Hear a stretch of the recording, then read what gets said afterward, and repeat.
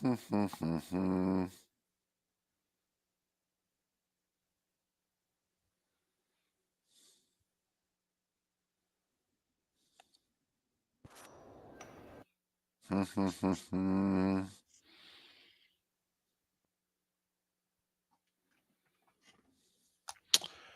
is there any delay here? I don't know. Is there? Hello, hello, Oh, hello. nothing. I think we're good, David. Okay. Oh my god, I'm so happy. This is wild. Well, let's hope. How was the call last night? Did you see anything about the game? I didn't, actually. Stetson came from 10 down with 4:46 to go. This one guy scored 14 points in the final 4.5 minutes. He hit 4 threes, including the game winner with 4.3 to go. Jeez. Yeah, I didn't see that at all. I just saw it was a 1-point game. Yeah, it was remarkable. How's Artis? Oh, I mean, Artis is such a gentleman. Good. Uh,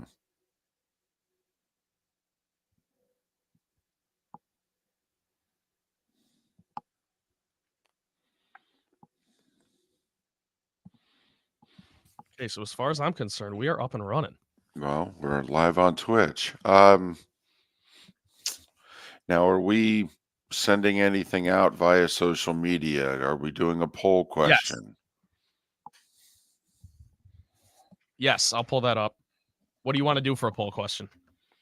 Um,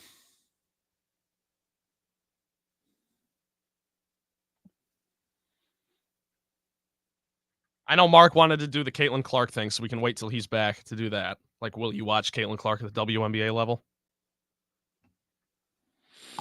I wish more people knew about this high school basketball controversy in New Jersey. With NIL? No, no. Uh, Yeah, 'cause so I there don't was know about it. there was a state semifinal where a team down one scored, and the shot was clearly off the kid's hands with 0.6 of a second left. And it was just a little 4-foot shot. He tipped it back up and in, and they knocked off the number 2 team in the state, Camden. Did you hear about it? I did, now that you say Yeah. it, yes. And basically, the question is, there are people calling on that Camden should basically, because it was ruled good, and Manasquan won, and then 3 people came down from the crowd, all of whom we find out now had connections to Camden, and they talked the officials into changing the call. Interesting. So what would you wanna ask? Because I think we could do that. We could give a little context at the beginning of the show. Or at some point.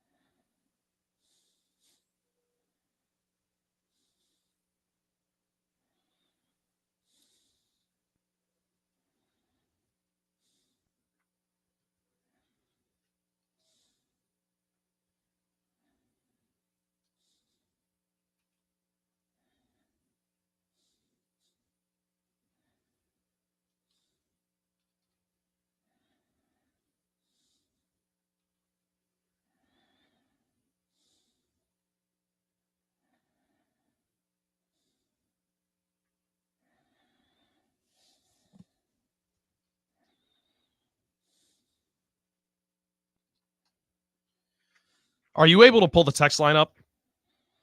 No. So I won't even put that in the tweet then. Well, no, it put it in a tweet. It would help me if. No, I just mean like so. Put me in the tweet. Yeah, I and will. Then this way I'd see it. Oh no, the text line. No, I'm sorry. I'm sorry. I'm thinking of something else. No. No.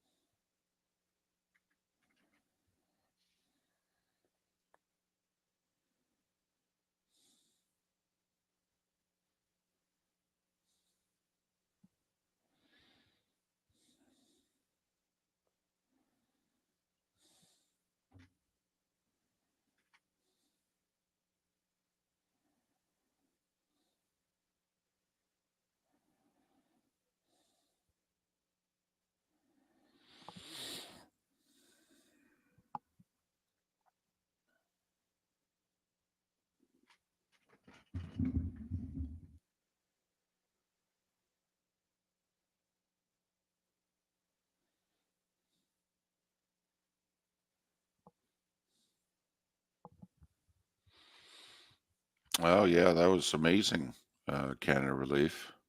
Yes, thank you, Paula. So far.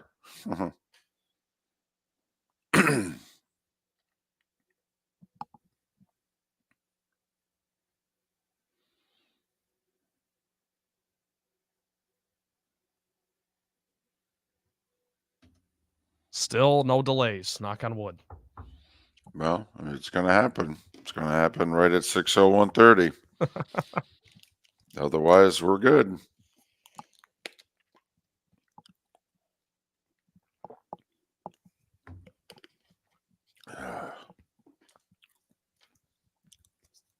So do you get to breathe now for a minute? Now that Jacksonville's done, In theory, you're done till football.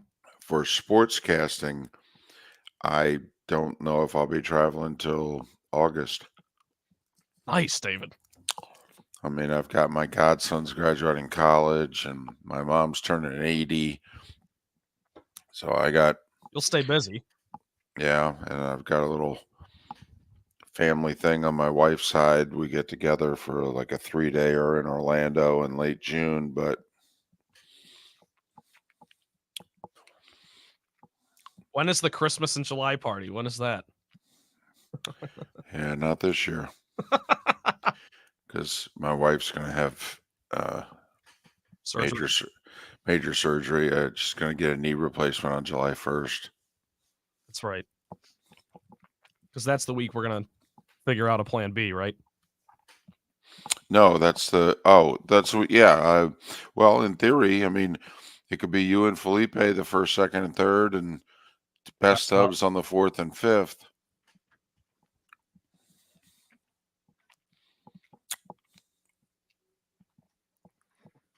That's all right with me. Any chance to get on the air? No, it's got to be a question of is it all right with Felipe? Oh, I mentioned it to him. He sounded all in on it. That'll be the first week of NBA free agency, if I'm not mistaken, right? Isn't it usually? Oh yeah. Oh yeah. Oh, and that's just what the audience will love. I mean, nothing but an NBA show. Ambient, why didn't you think we'd go live this morning?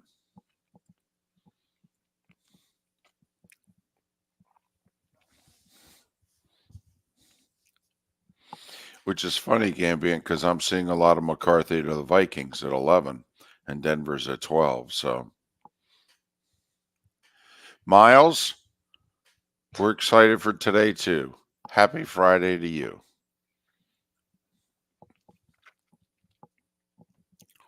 Don't think I have the voice for the how the heck are you this morning. Really? I don't think so. Little exhausted or just? Well, I mean, you can tell my voice is a little tired. I mean, yeah. Been doing a lot of, and I mean, I just did 3 tournament games that were decided by a total of 9 points. Yeah, that's a lot of I mean, it's been very intense.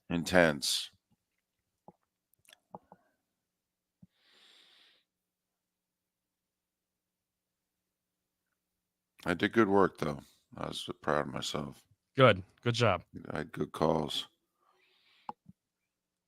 Always good calls.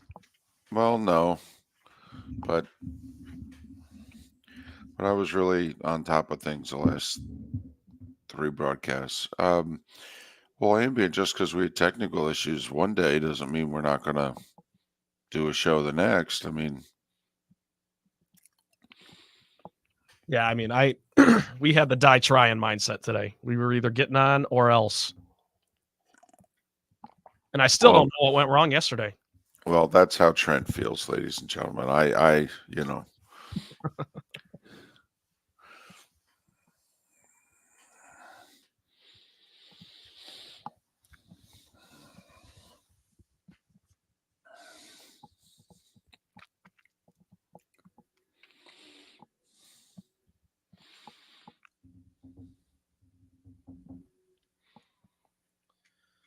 It was a heartbreaking loss for Jacksonville. Yes, it was. Yep. As I talked to the coaches after the game, I looked at them, I go, March can go both ways. They said, yes, it can.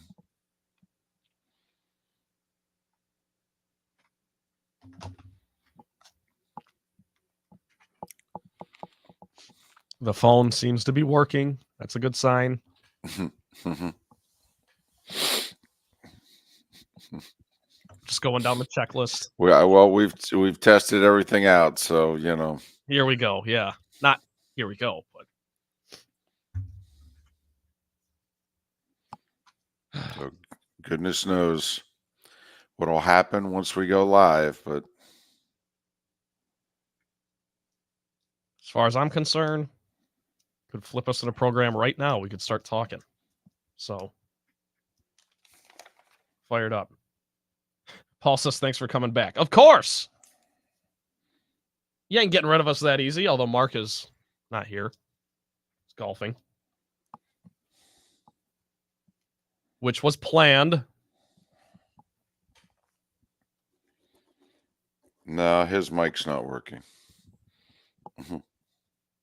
Oh, yeah. Yeah, Mark's mic isn't working, so he can't get on the show. Gosh, you made my heart stop there for a second. I thought you couldn't hear me.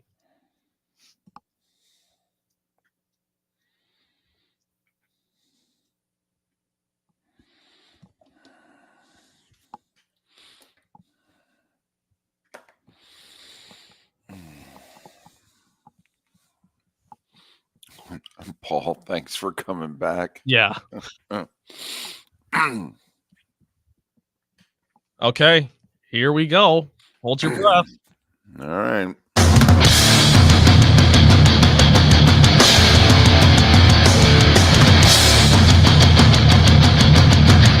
You are listening to Miller and Moulton, exclusively on the Florida Sports Network. And now here's Mark Miller and David Moulton.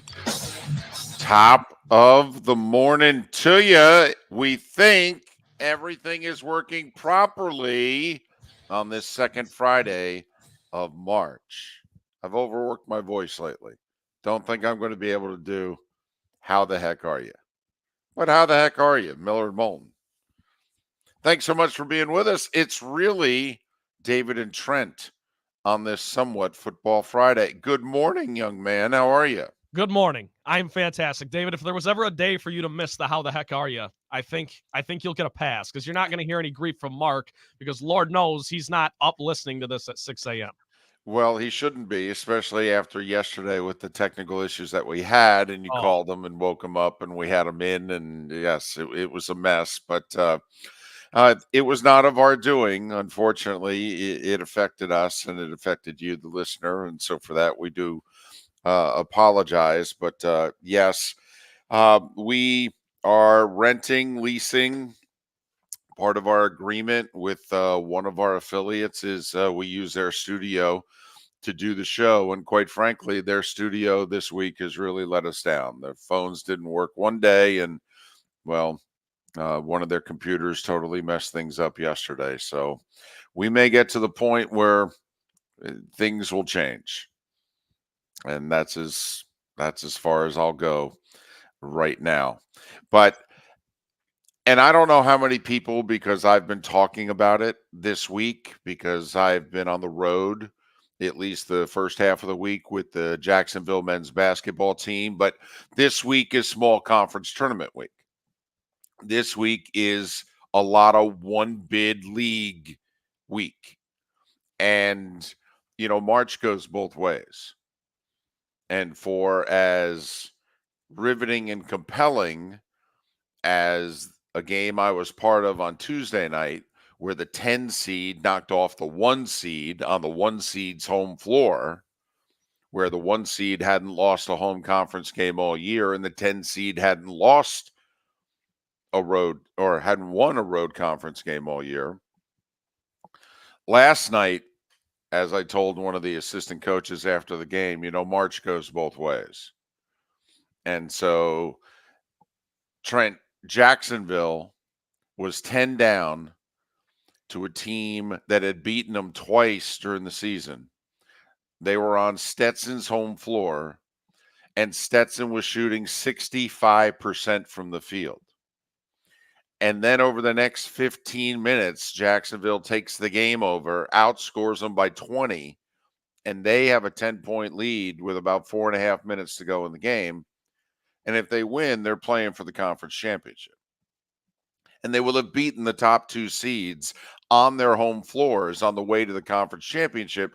So, both teams who played last night, I was talking to both coaches before the game, they both thought the winner of the game is going to win the conference. Right. And David, you would have been calling another game, most important. I would be in, where is Austin P located? A small place in Tennessee, I believe. Yeah. And correct. So that's where I would have been. But Stetson finishes the game on a 21-10 run. They have this 6'2" guard from Belgium who hit 4 threes, including 2 in the final 20 seconds. Yeah, the madness. And David, the other thing that's interesting about this whole one bid conference thing is you have that weird added wrinkle of there are some programs that just became D1, so they can't necessarily get the bid if they are to win the conference tournament. It's just band purposes only. And I'm not sure how many of those teams are still left, but Queens was an example of that. So that's always interesting to follow along with. And it is the beauty that is madness. Yes. And so if you wonder, you go, his voice doesn't sound 100%. Well, 3 games decided by a total of 9 points in 72 hours with 1,800 miles of travel mixed in. So, I feel good. I'm running on March Madness adrenaline. Yeah, but here's the thing, David. The national guys aren't even doing that much. You are absolutely worked right now. You're a machine. But this is, Trent, this is so much fun. It really is. It is so much fun. Yeah. But, and to Ambient in our Twitch chat room, no, Jacksonville's fine. Okay. Trent was just saying there's also things that are out there. There are certain teams and certain conferences that are not eligible to go to the NCAA tournament, yet their conferences foolishly allow them to play in the conference tournament. Why you would do that, I don't know. The ASUN is one of those conferences, and they've been burned in the past where they've had an ineligible team actually win the conference tournament. And so then what do? They send their regular season champion is what they do. Speaking of which, and I don't know if we can put this into a poll question. Trent, have you seen the controversy in New Jersey involving a high school state semifinal basketball game? Surface level I have, but I would love for you to give context to everyone listening. So you've got Manasquan and Camden. Camden's a perennial power, has been for over 40 years. You can go all the way back to Milt Wagner going to Louisville and helping Denny Crum go to Final Fours and win national titles. And DeJuan Wagner, his son, went there. And actually, DeJuan Wagner's son is about to go there. And so Camden's number 2 in the state. They hit a free throw to take a 1-point lead. Manasquan's got a few seconds. They come down, they throw up a shot, they miss, but a guy tips the rebound. And the ball is clearly off his hand with 0.6 of a second left. And the tip goes in. And so Manasquan wins by 1. The official who's behind the play, who's got a clear view of the tip and the clock and what have you, he emphatically says it's good, it's over. Manasquan has won. They're going to play for the state title. And then some people start coming out of the crowd. Turns out one of them's an assistant coach with Camden. Turns out one's an assistant principal with Camden. And then another New Jersey high school official. And they come out and they greet the 3 officials as they're walking off the floor, and they basically say, you got it wrong, change the call. Meanwhile, Manasquan's celebrating, and there's, hundreds of people on the floor celebrating. And the officials, after a couple minutes, say, you know what, we got it wrong. Camden won. Well, nowadays, you got 500 phones and there's video, and they didn't get it wrong. They got it right. So, and also the way it's done, in which there are other people who we now know their connections and what have you. And so there are people calling on Camden to, quote unquote, do the right thing. All right. Do you remember the public service? It was a couple years ago. I forget the cause that they were pumping, but basically there was a basketball play late in the close game, and the ball goes off one kid, but his team gets the call, and he turns to his coach and he says, Coach, it went off me. I got it wrong. Yeah. Okay. And so, and he goes to the official and said, listen, it went off, our player. You should give the ball to the other team. Okay. And so there are people, Fran Fraschilla sent out a tweet and said, listen, think about what it would be if the principal of Camden, if the athletic director at Camden, if the coach at Camden, if they came out now and said, listen, okay, you guys got the call right. We have no idea why you changed the call, but we didn't win the game. They won the game fair and square. They should go play for the state championship. Kind of a big deal. Right. And so obviously Camden's not doing that. And right now it's Camden, but Manasquan is literally sued. They went to court yesterday, tried to get an injunction. The court said, I don't have the jurisdiction. It's the New Jersey, basically, High School Athletic Association is the one that has the jurisdiction. They have to decide. So the team that's waiting in the state championship is based out of Newark. The Newark school system sent out a release yesterday urging the New Jersey High School Athletic Association to do the right thing. Now, Is that the exact word choice they used? Well, pretty close. Put it this way, they were emphatic about it. It was 3 paragraphs. I mean, okay. They all but put into words, give the win to Manasquan. Okay. So we'll see if something happens today. But what I'm asking is,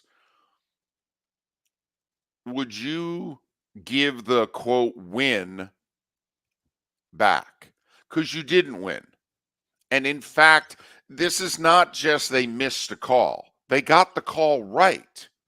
And now there are nefarious forces that somehow influence the officials to change the correct call.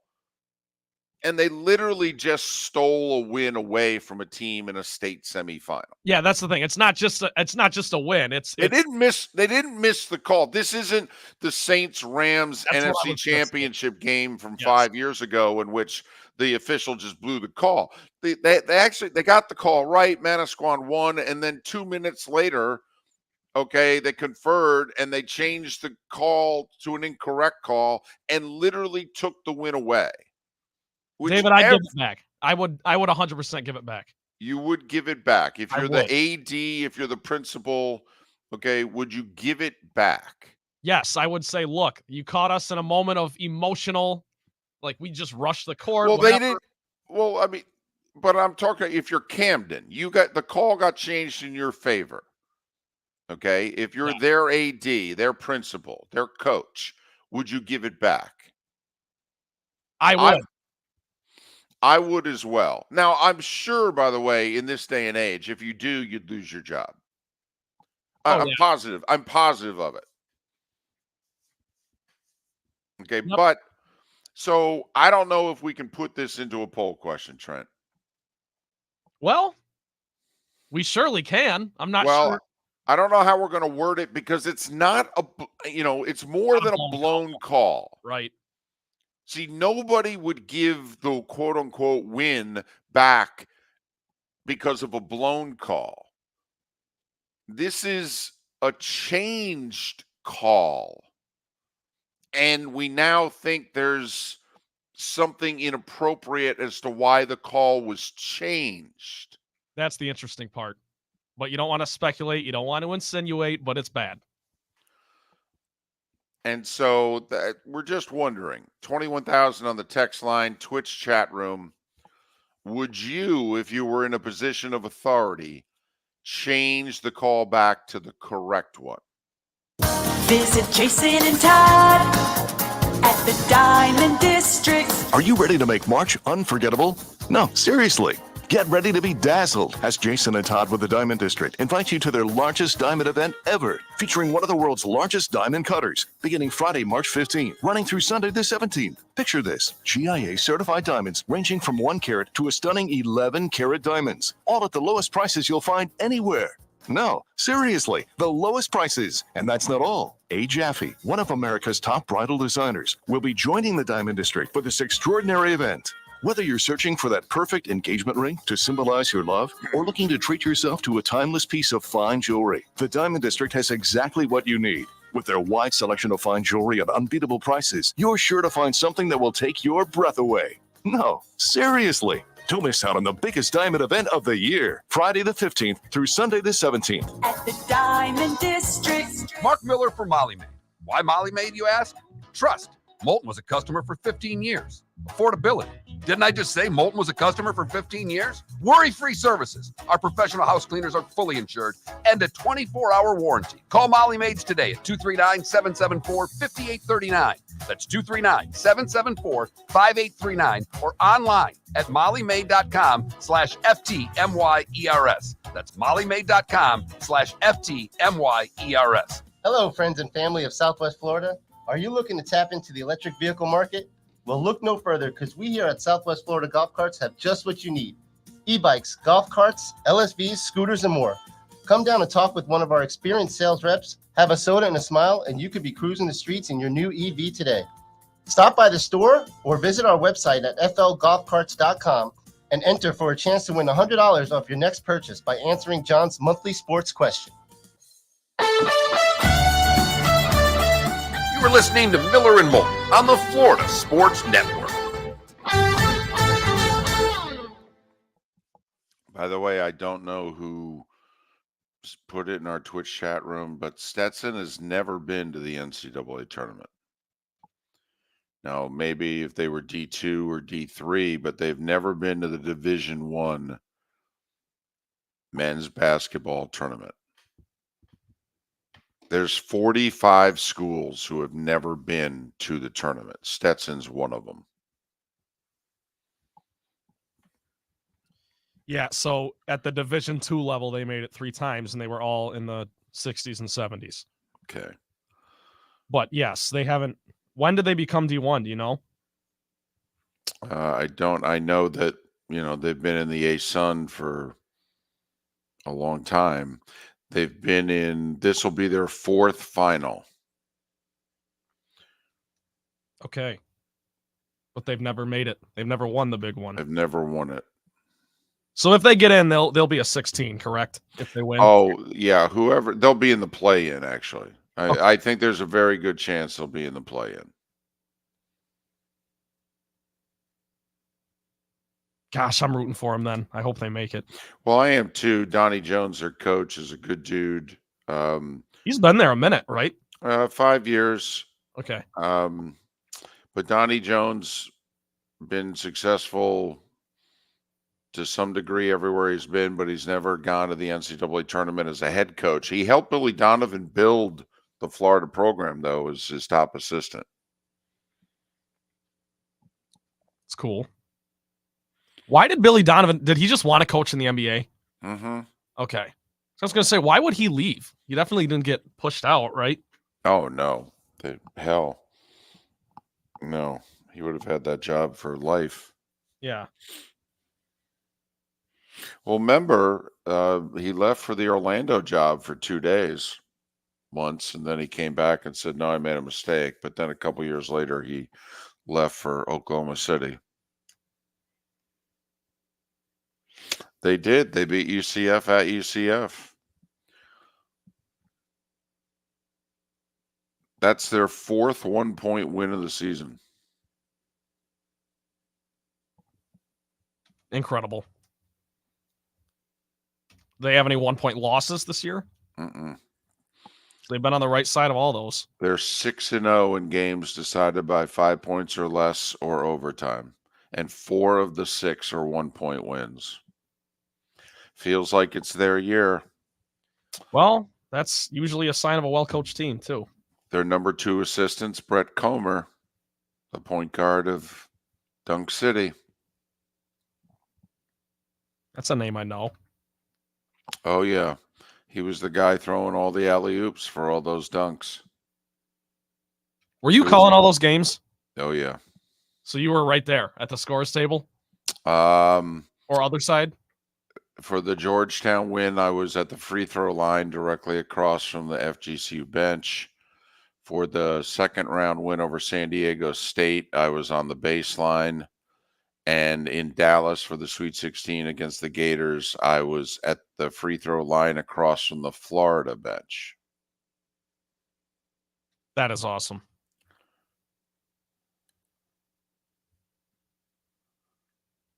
The run that put FGCU on the map. You were calling the games. That's great. Yep. When FGCU beat Georgetown, I got the only time in my career I may have gotten a little carried away with the call. What happened? I think I said something along the lines of Rocky lives. That's awesome. Do you have it anywhere?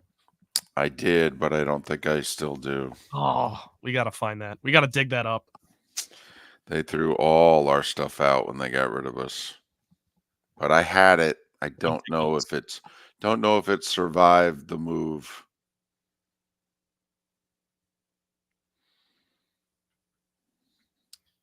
Okay, we got 20 seconds, but at the next break, I can throw the poll question up if you want to do it. We can figure out what the wording is going to be. Or we can come up with something else. It's Friday. Do whatever. Is it National Anything Day?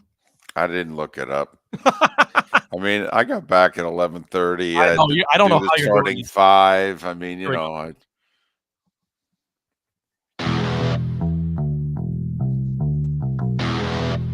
You're listening to Miller and Moulton, only on the Florida Sports Network. And now, here's Mark Miller and David Moulton. Mark is off today. He'll be back on Monday. Have no idea how he's doing in the member guest. We had our own issues yesterday, as those of you, if you were listening, were well aware of. But knock on wood, everything has been straightened out. Whew. Exhale. Miller and Moulton. Thanks for being with us. MillerandMoulton.com. Miller_Moulton, a new Twitter, Twix handle. Miller_Moulton. You do have to know how to spell Moulton. It's not like molten lava. That's Molten.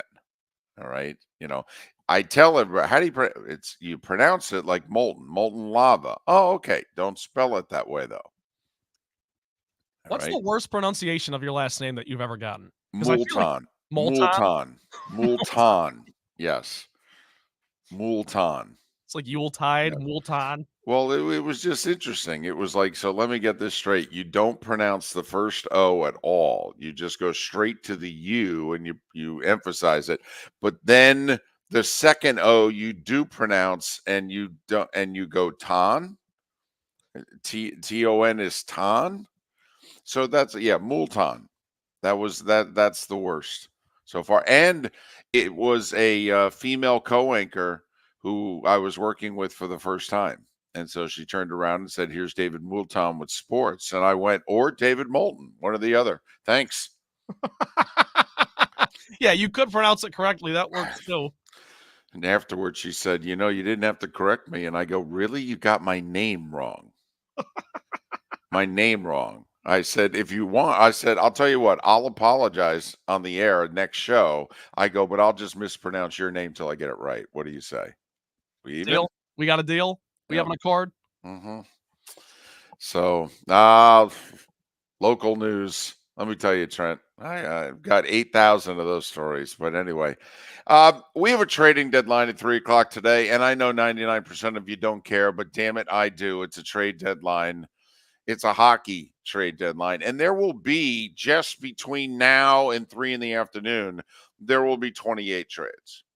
That's how this sport rules. Remember, 7 coaches have already been fired during the season. This is hockey. It's so funny. It's the gentlemanly sport in that everybody's nice to one another. It's all about the team. The players they accommodate every media request. In many ways, hockey players are the best. Okay. And yet the sport is just upheaval every year. Quarter of the coaches get fired during the season. Trade deadline, 50 guys get dealt. It's awesome. I like that, by the way. The standard's higher. You could argue it's the golden standard in all sports, and ironically, it's the one that has the least to do with America, although it is, half the league is here. Yeah, and more than that. In fact, Canada's like, "Can we get a Stanley Cup winner, please?" 93, by the way, Trent. That's the last time? Montreal Canadiens in 1993, the last Canadian franchise to skate around with Lord Stanley. But the Panthers and Lightning have both been active in the last 2 days, making their moves. And the Lightning better work out, because their playoff position is precarious right now. We will get to that a little bit later on. But the NFL teams, they are making their moves. Certain guys are now being signed to long-term big money deals so that they don't have to put tags on them, and that they can make it so that it's as friendly for the cap as possible. There's still, I think, 8 or 9 teams who have to get down to the cap, and you have until Wednesday of next week to do so. Monday is when the legal tampering. Isn't that a great phrase? Yes, it's like an oxymoron, really. Totally. It's like jumbo shrimp. Yes. Legal tampering. As if there was nothing going on beforehand, David. No one's phones work. Well, but also, am I missing something? Doesn't the word tampering imply wrongdoing? You're doing something you're not allowed to do. You're interfering with, right? Isn't that probably the definition of tampering? By the book, it is to interfere with something in order to cause damage. Right. So, yes. How can that be legal? You can legally cause chaos come Monday.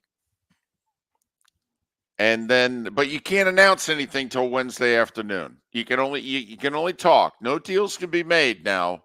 You could talk to Fred across the street, but you can't make any official plans. You have to wait till Wednesday afternoon to do it. And why do they do it like this, David? Well, your beloved NBA does it like this. Oh, trust me. I remember, I think it was 2015 with DeAndre Jordan. Do you remember that whole snafu where the Mavericks had, during the legal tampering period, come to an agreement with them, and then Chris Paul and Blake Griffin flew to DeAndre Jordan's house? They're like, no. No, you ain't doing this. You ain't going to Houston or wherever the heck it was. No. You're staying here. And he went, "Oh, okay, man." And the other team's like, "Wait, what are you talking about?" And he's like, "Well, it can't be official to the 8th, so it doesn't matter what we agreed upon on the 5th. It makes no sense to me. We'll have to ask Pat Kirwan, who will be on the show at 8 o'clock. How are you? We love Pat. He might have some insight as to like what is the point of the legal tampering period? Just open season. Just do it. Just open the gates. Well, this just in, Trent. They really are open on Monday. The deals just go in the drawer, and then miraculously Wednesday afternoon they appear. It's like, wow, you guys, you must have really talked things out there. You must have really felt good about this one.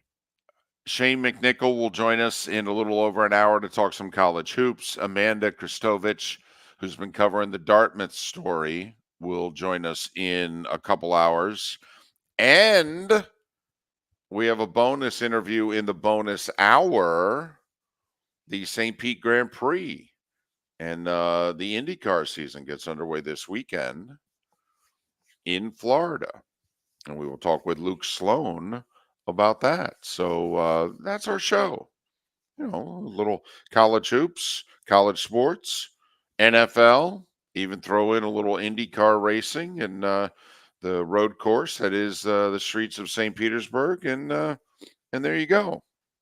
What more do you want? You want to do kickboxing? You want to do Olympics preview? I mean, come on. I want to get back to the moral dilemma that is, should they, and some people have taken us to task in the Twitch chat room and say, why is the onus on that school in New Jersey, Camden, who benefited by the changed call, and the call has turned out to be erroneous. And for those that missed it, Camden and Manasquan in a state semifinal in New Jersey.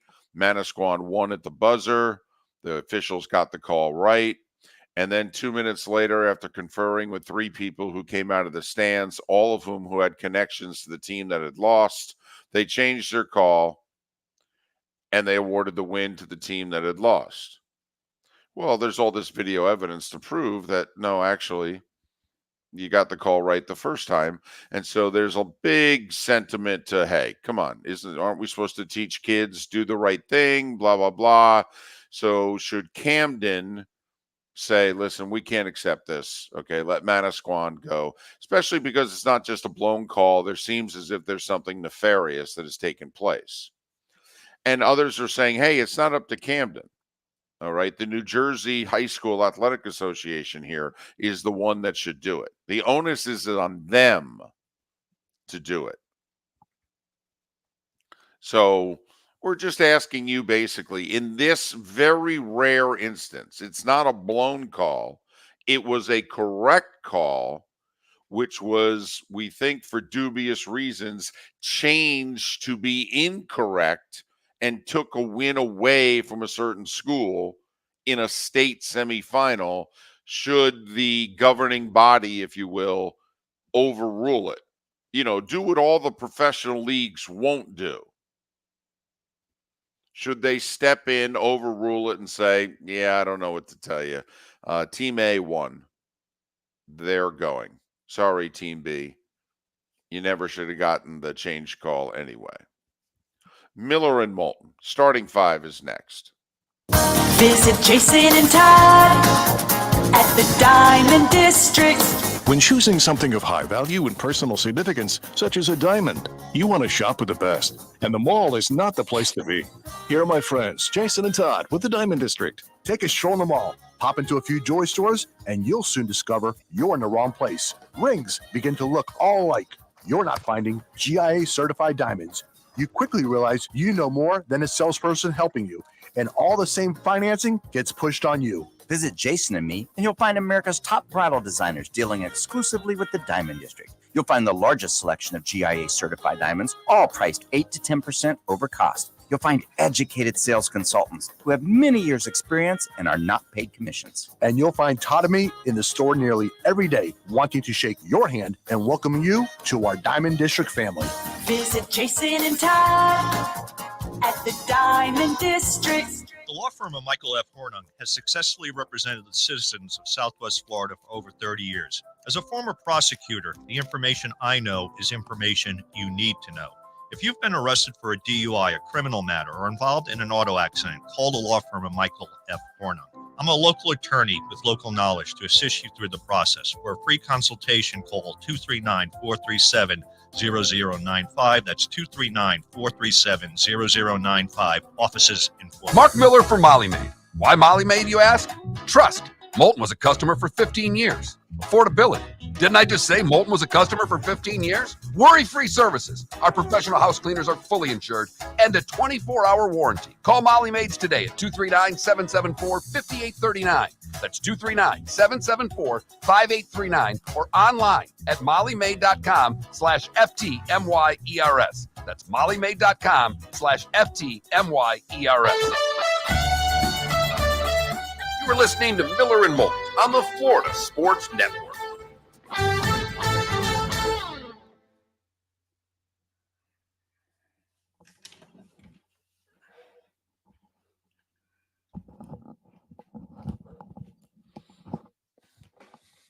You gonna get a nap in today? Maybe, but if not, I'll just go to bed early. Yeah, power through and go to bed early.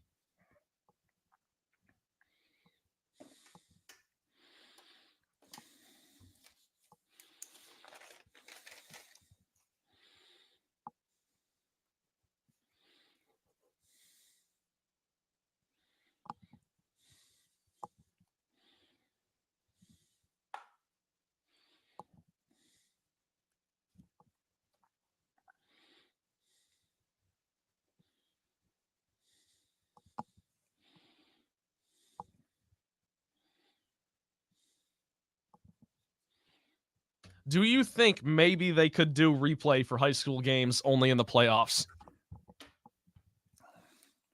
You think that would fix the problem? Well,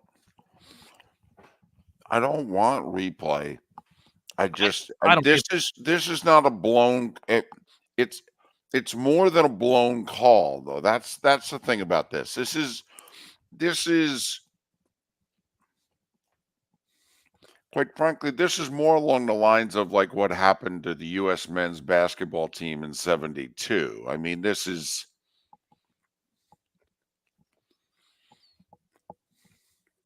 Yeah, enlighten me on that, because I've heard about that a little bit. Like it gets used as a reference. So, Doug Collins hit 2 free throws with a second left to give the U.S. a 1-point lead over the Soviets.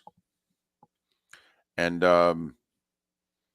they tried to throw the ball down court to no avail. U.S. wins. Then they said, wait a minute, they started the clock improperly, do it again. They try it again, U.S. wins. They end up doing it a third time. And Hank Iba, legendary coach, protesting what is going on and what have you. And on the third time, they had this huge center. And the guy throws it the length of the floor. And it's pretty blatant. The center kind of pushes the U.S. guy who's fronting him away. He catches the ball, turns around, lays it up and in. Soviets win by 1. The U.S. is totally bent out of shape. And we didn't show up the next day for the medal ceremony. Those silver medals are still in the Olympic vault. We've yet to pick them up. That's a boss move. And that was like the only time we had lost in men's basketball until '88. Wow. And since we lost in '88 and got the bronze, that's why we had the dream team in '92, because damn it, we're never going to lose again. Until we did.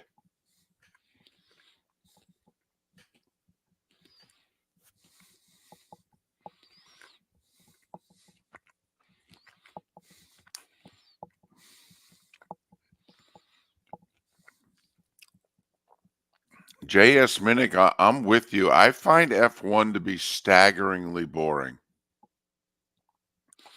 I mean, one guy's winning every race. Hell, what did he just win the last race by? 15 seconds? Something like that? I mean,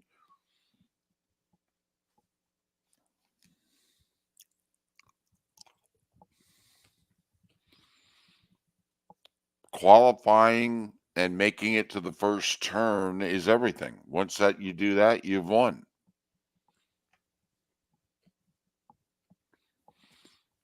Brian, we're happy to be heard. Are we ever? I think it took years off Trent's life yesterday. He may already at 24 have a gray hair because of everything that went down yesterday. I was not happy. But I'm happy today. It's a Friday. Okay, here we go.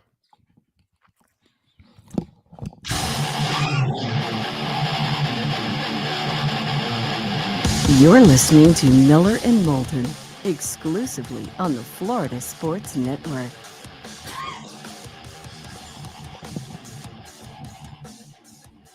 And welcome back. 22 minutes till the top of the hour. Hell of a show we got lined up today. Talk some college hoops with Shane McNichol.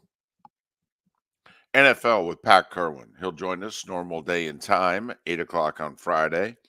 2 hours from now, Amanda Christovich, who's been covering the Dartmouth story for Sports Business Journal.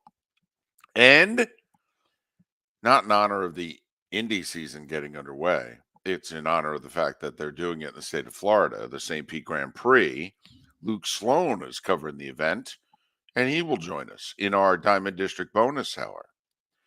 21 minutes before the hour. Time now for The Starting Five. 5 stories you need to know. It's the Starting Five on Miller and Moulton. Here's number 1. if you could see the joy on Trent's face. We got on the air today. There's no echo, there's no feedback, and now we went to the computer for the first time, and it worked. I think he's going to go home at the top of the hour. I think he's like, listen, I'm just going to Quit while we're ahead. Yep. Not going to get full credit for this exam, but that's okay. I'll take the partial credit, and I'll just go home. So we had some signings yesterday in the NFL. Number 1, the NFL. Dolphins signed tight end Jonnu Smith, 2 years, $10 million. You know, a lot of people bang on the Dolphins in the national media, but apparently this is such a good signing that the people actually gave him credit for it yesterday. It's good value.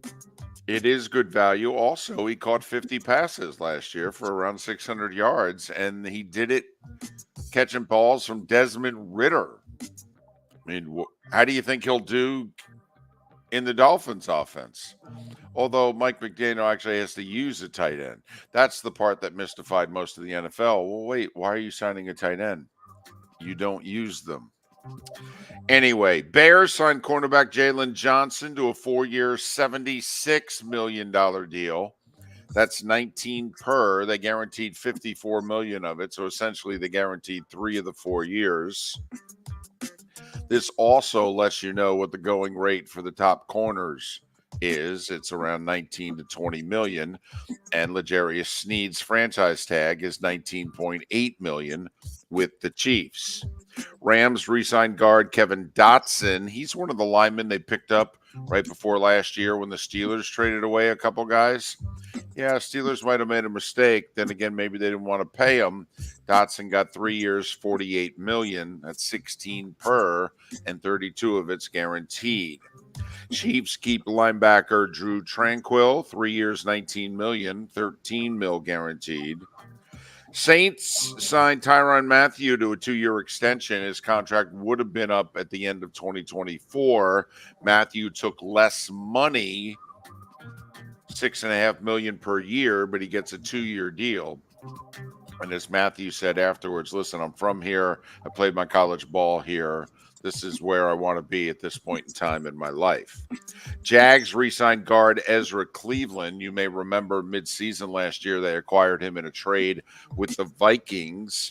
He's getting $9.5 million per year on a 3-year deal. 1.5 years of that contract is guaranteed. NHL, number 2, the NHL. NHL trade deadline is 3 o'clock this afternoon. Since we weren't on yesterday, I feel compelled to give you a little bit of news that happened the day before. Panthers acquired Vladimir Tarasenko from Ottawa for 2 draft picks. A lot of people think the Panthers got a steal. They really didn't have much in terms of prospects or first and second round picks to offer. So they get Tarasenko for a 3rd and a 4th over the next 2 drafts. Tarasenko is a skilled winger, not that the Panthers need a lot more skill. Meanwhile, the Lightning picked up a skilled winger, Anthony Duclair, who was picked up by the Panthers at the deadline last year and helped take them all the way to the finals. Duclair acquired from San Jose for a defensive prospect and a 3rd-round pick. Duclair will get added to the second line with Cirelli and Hagel. So now the Lightning are hoping that they have 2 complete lines to score goals in the playoffs. Right now, scoring goals is not nearly as big a problem for Tampa as preventing the scoring of goals. Lightning lost at home to Calgary yesterday, 6-3. You combine that with the Islanders beating San Jose 7-2. The Islanders are just 2 points behind Tampa for the final playoff spot in the East, and the Islanders have 2 games in hand. They're coming on strong. Yes. I noticed that the other day too, David. They're breathing down the Wings' neck as well. Patrick Roy was one of those 7 coaches that was brought in during the course of the season, and he is leading the Islanders to good things. Would be interesting if the Islanders can get in as one of the 2 wild cards. Would they play the Rangers in the first round? Has that happened before?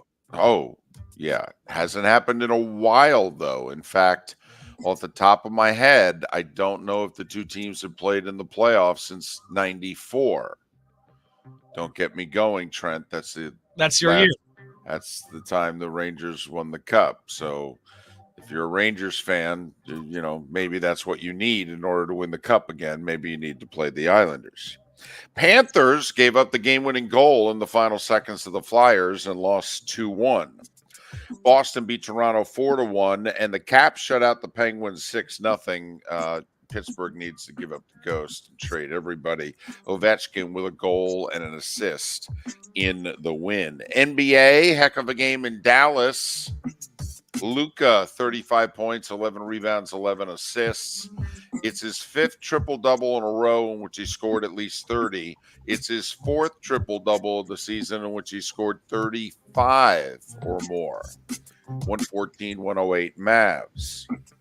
Timberwolves got some bad news before the game. Karl Anthony Towns has a torn meniscus. He needs surgery. They hope he's back early in the playoffs. That's all they would say. That's not good for the team with the best record in the West, who did rally to beat the Pacers yesterday, 113-111. Game of the night in Denver, however, defending champion Nuggets, team with the best record in the league, Celtics, both coming in off a loss. Denver held off Boston in the 4th quarter, 115-109. Jaylen Brown, by the way, remember he got that huge contract? Yes. And everybody's like, what the heck? Let me tell you something. Jaylen Brown, he may be Robin on the Celtics, but he's a hell of a Robin. He's having a big year. He had 41 last night in the loss. This Jokic guy, another night at the office, 32 points, 12 rebounds, 11 assists. No big deal or anything. Gonna win his 3rd MVP. Nothing to see here.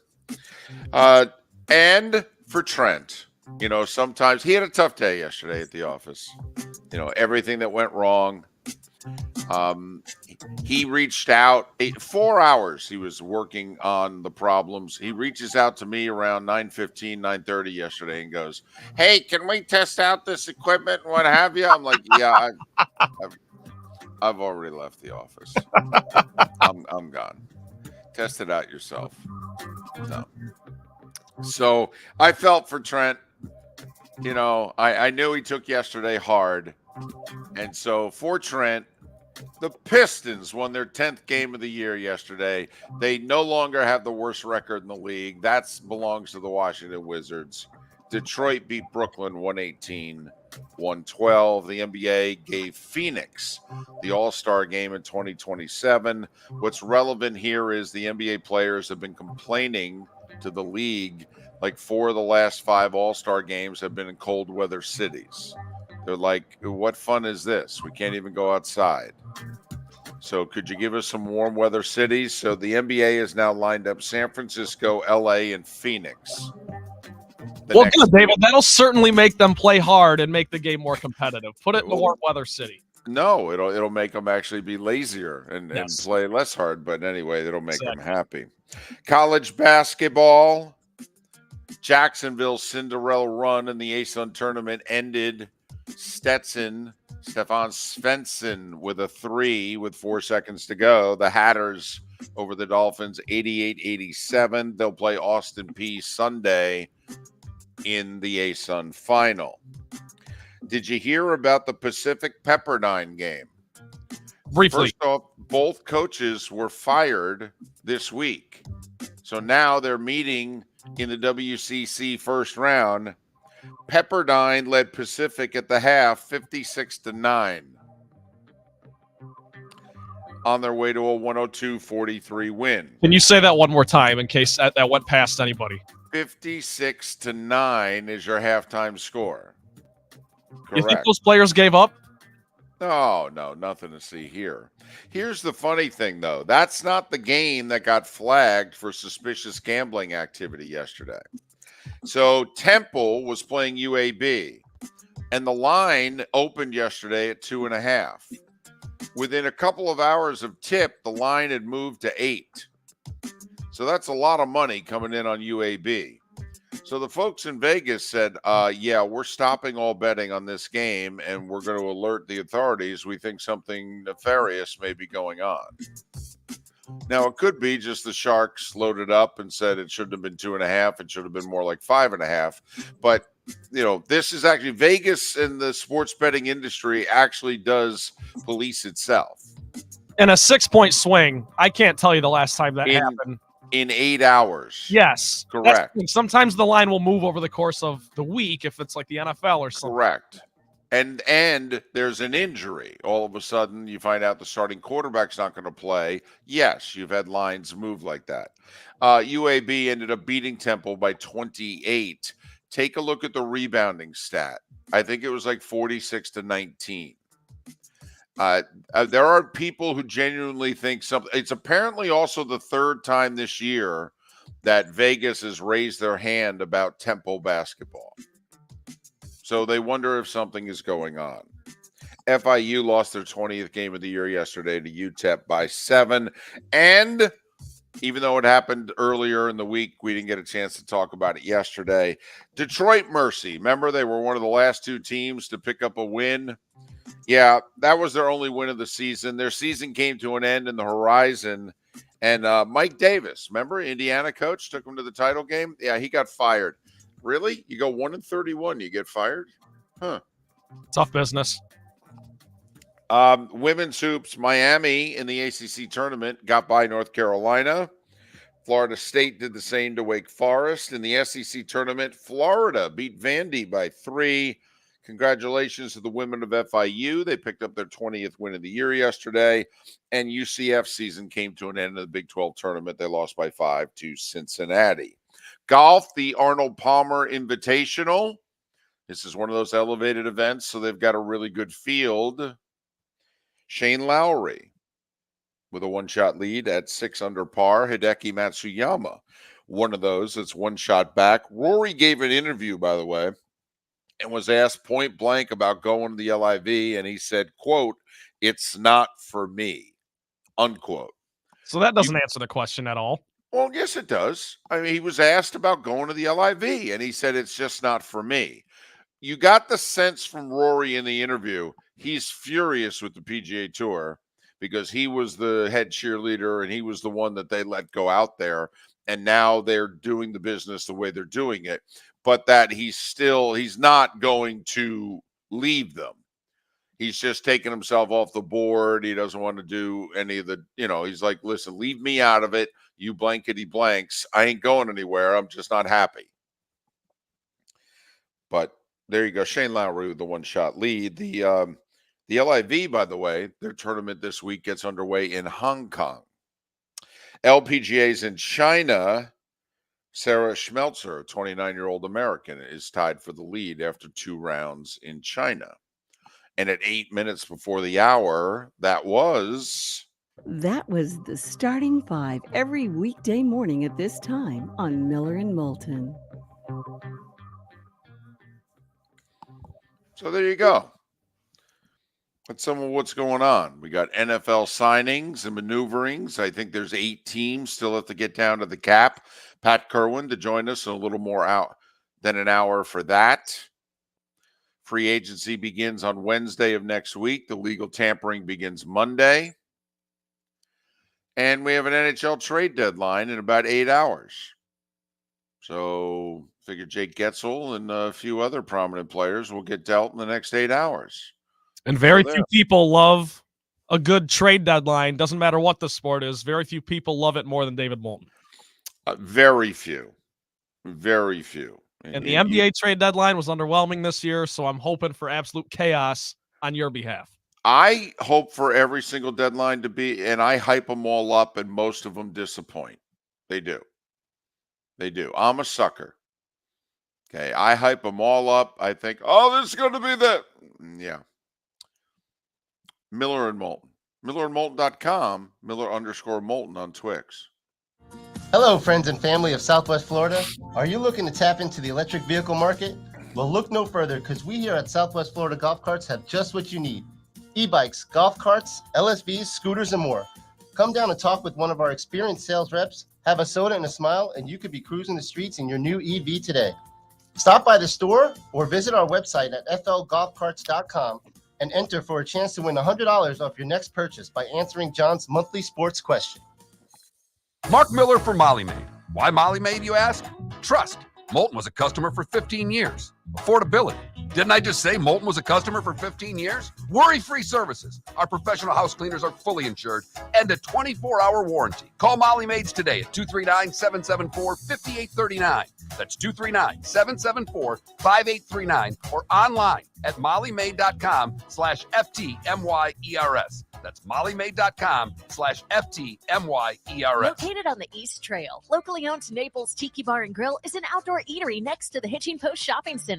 Island-inspired food with a true tiki theme. The best place in Naples to enjoy the beautiful weather in Southwest Florida. The Naples Tiki Bar and Grill offers a great menu for dine-in or takeout. Enjoy our famous pulled pork, huge burgers, and tiki bar cocktails. Don't miss happy hour every day from 3 to 6 and live music 7 days a week. See you soon at the Naples Tiki Bar and Grill, 11498 Tamiami Trail East.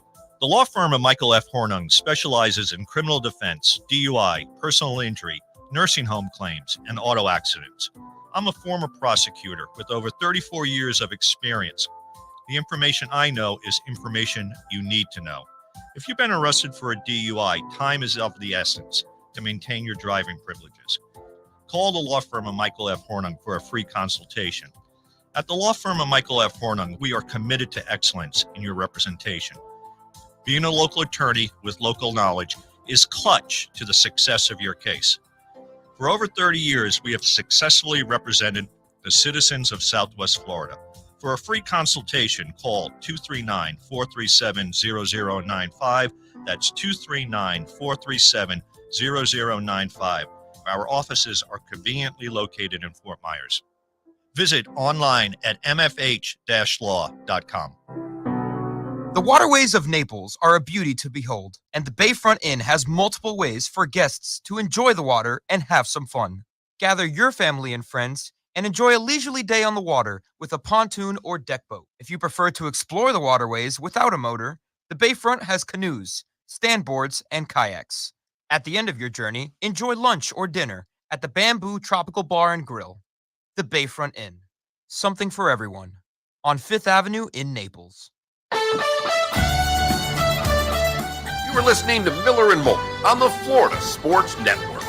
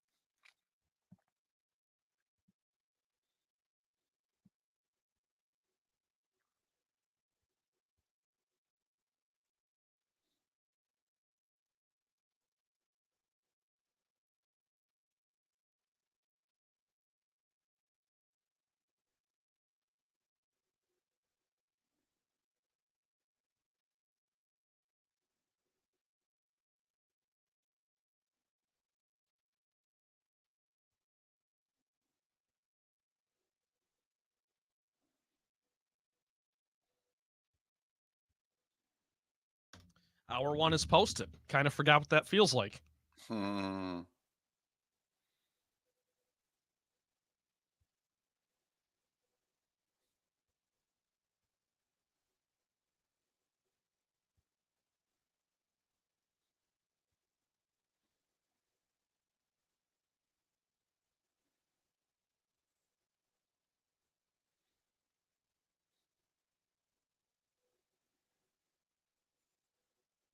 So my brother, older brother, went to St. Louis yesterday. And since gambling isn't legal in Missouri, they have to go across the border to Illinois to place their sport bets and then come back over for Arch Madness. They got the whole system going on. But in Illinois, you can't bet on Illinois college teams. It's weird. Okay, here we go.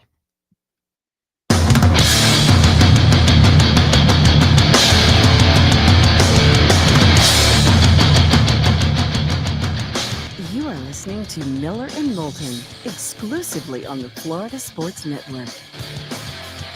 And now, here's Mark Miller and David Moulton.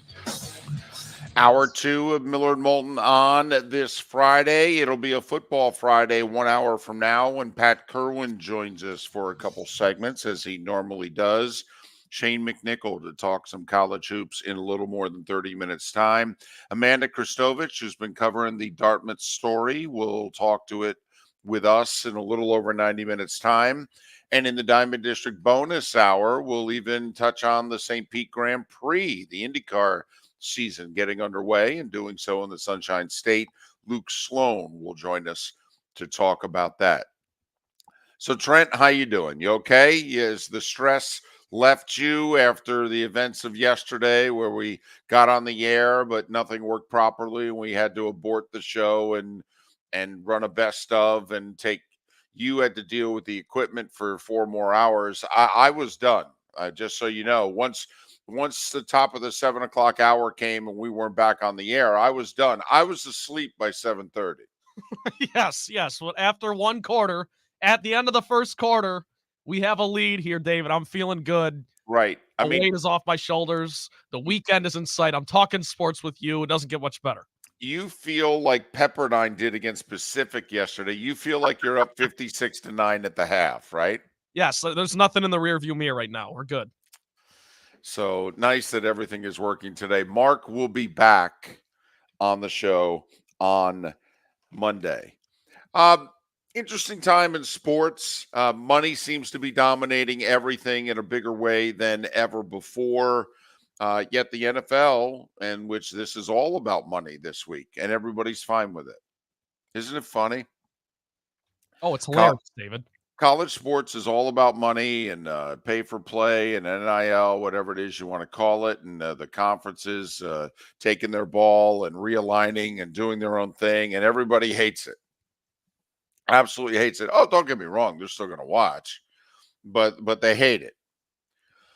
Baseball, you got the top free agents who, some of them are still not even signed. And it's literally the Dodgers and the Padres 2 weeks from today begin the Major League season in Korea. And yet you have the top 2 pitchers on the free agent market who are unsigned right now. Just so irresponsible of MLB, David. And you've been on this, to give you credit. You've been on this forever. But the offseason is so uneventful, so boring. And baseball struggles for eyeballs as it is. You'd think they'd want to help themselves out. Help you. It didn't used to be this way. And I don't think it has ever been this pronounced, Trent, where one agent, first off, had, there was one agent that had Ohtani and then also Yamamoto, the other Japanese pitcher. So first, nobody was going to do anything until they saw where Ohtani went and who got Yamamoto. So for a month, everybody sat around and did nothing. Then it was, okay, that finally got resolved. Now Scott Boras had the next 4 biggest free agents. And Boras routinely waits until right before spring training gets underway. He believes time is on his side. And take a look at his track record. How many times has a Boris client not gotten a really good deal for Boris and his client? Not necessarily for the teams. Boris knows how to create leverage, and he's used it to his advantage. Well, do I think there's some collusion going on here? I mean, how could you not come to that conclusion? Do you think the entire sport on its own, independent of one another, finally said, I'm not going to give in to Scott Boras anymore? And then over in Detroit, they said, well, we're not going to give in to Scott Boras anymore. And in both New York teams, they said, we're not going to give in to Scott Boras anymore. Do you think they all did this individually? I don't. I don't either. I'm with you. I think you're onto something there. Now, and Kike Hernandez, who's a utility guy who signed with the Dodgers a couple of weeks ago for around $4 or $5 million, he came out and said it. He said, oh, there's collusion going on. He said, trust me, as a free agent out there trying to get a deal, he goes, oh, believe me, there's collusion going on. He goes, it's not just with the $30 million a year guys. It's even with the $4 or $5 million a year guys. Now, are they going to prove it? No. How can you? Well, it's been proven before. The owners have had to pay. In fact, there was a $110 million settlement one year because of collusion. But it took years. But the Players Association filed it and won, and they got a whole bunch of money that they distributed to their players because of it. So I definitely think there's something going on right now. So do you blame those teams for said activity, or yes, because I don't either. I blame the MLB for not having any sort of parameters on their free agent period, their offseason, what have you. Well, but if you think about it, what sport does have parameters? Well, that's a good point. I think other sports just have their eye on the ball a little bit more, no pun intended. I think that also other sports very rarely have one agent control an entire wing of free agency. The collusion part to me is more so there's a bunch of good, solid players that are still not signed. That to me is where the real collusion is. There's a lot of $5, $6, $8 to $10 million players who have not yet been signed. It's like, seriously? You're not even going to sign them? Are you really not bringing JD Martinez into camp over $1 million a year? I mean, come on now.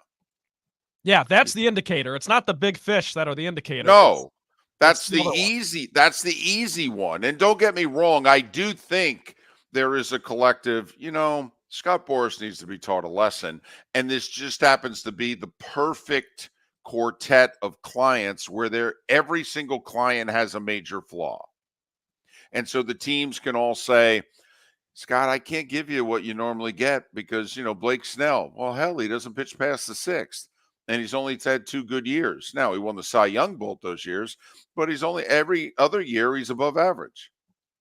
Jordan Montgomery, who needs him the most? New York and Boston. Where's the one place that Jordan Montgomery hasn't pitched well in his career? In a big market, New York. So you can see why those teams are like, I don't know. Where the lights are brightest and the pressure's most intense, do you just not like it there? Even though he's a solid playoff pitcher, hell, he just helped the Rangers win a World Series. So you would like to think it was just, hey, he didn't pitch well with the Yankees. Maybe something was going on there. He's pitched well everywhere else. The irony of all this, David, is that it's not like players are just going to stop signing with Scott Boras. No. And so at this point, you're looking at it and you're like, okay, he's 71 years old. So at this point, it's kind of just like, what is there any end in sight in your opinion?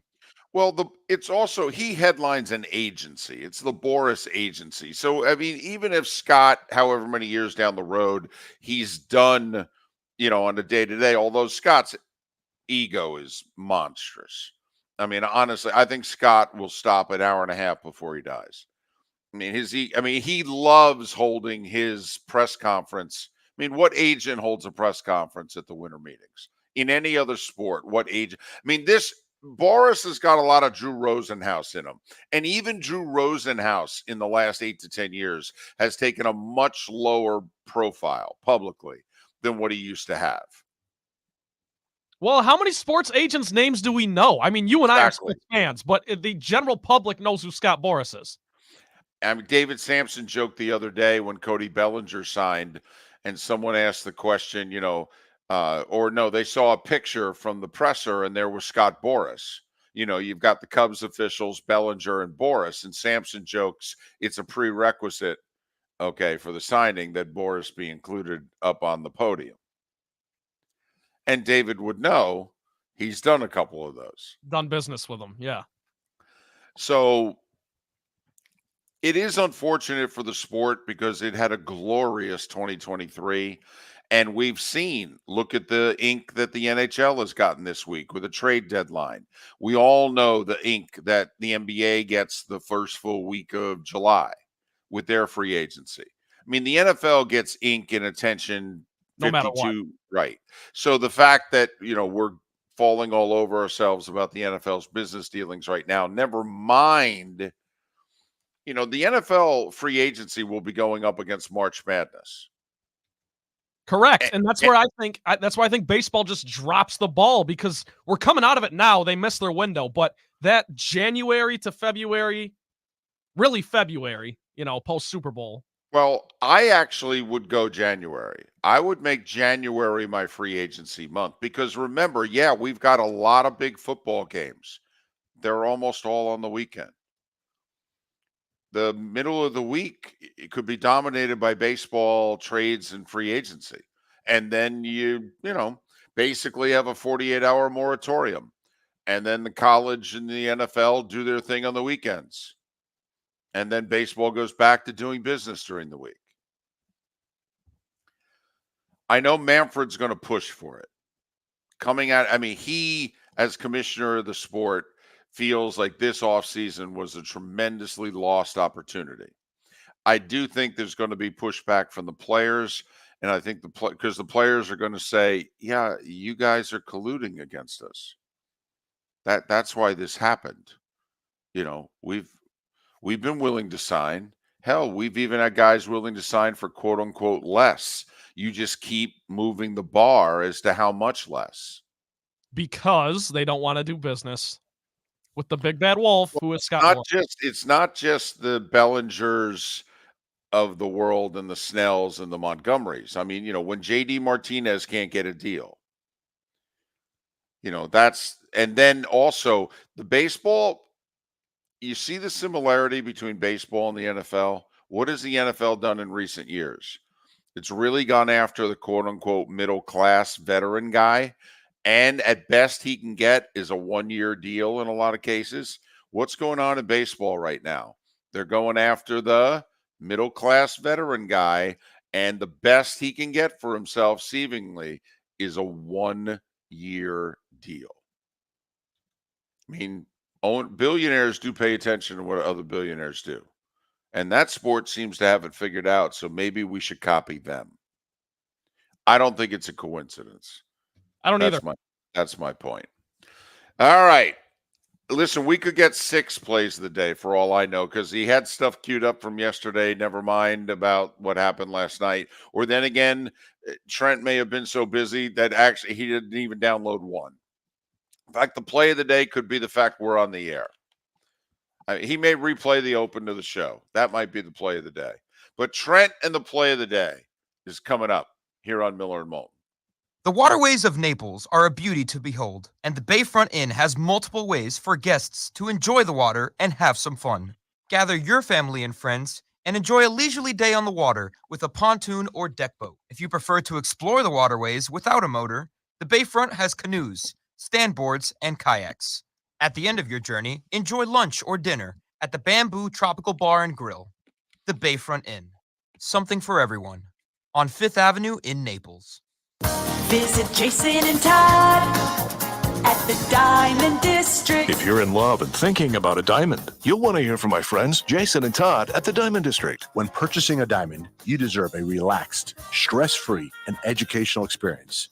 You want to have a good time and feel comfortable. You want selection, quality, and value. At the Diamond District, you'll get it all. With our team of non-commissioned diamond advisors, no one's in a rush. We care only about you and making sure your needs and wishes are fulfilled. You'll be wowed by our selection of GIA certified diamonds, stunning diamond bracelets, earrings, pre-owned Rolex watches, exotic ruby, sapphire, emerald, and tanzanite jewelry.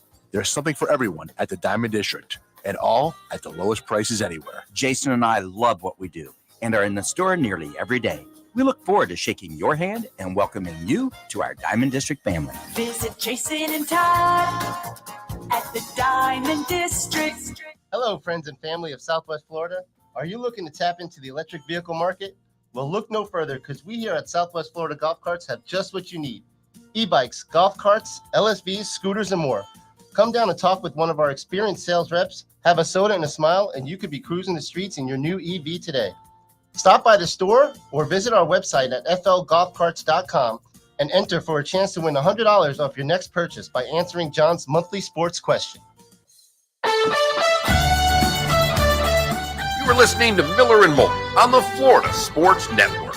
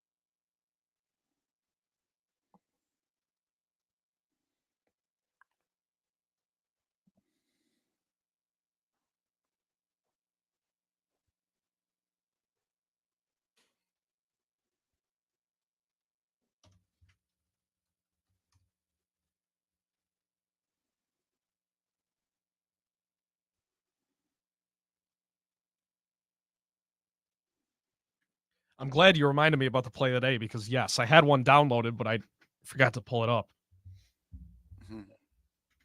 So much going on. Do you want to do a poll question? No. Okay.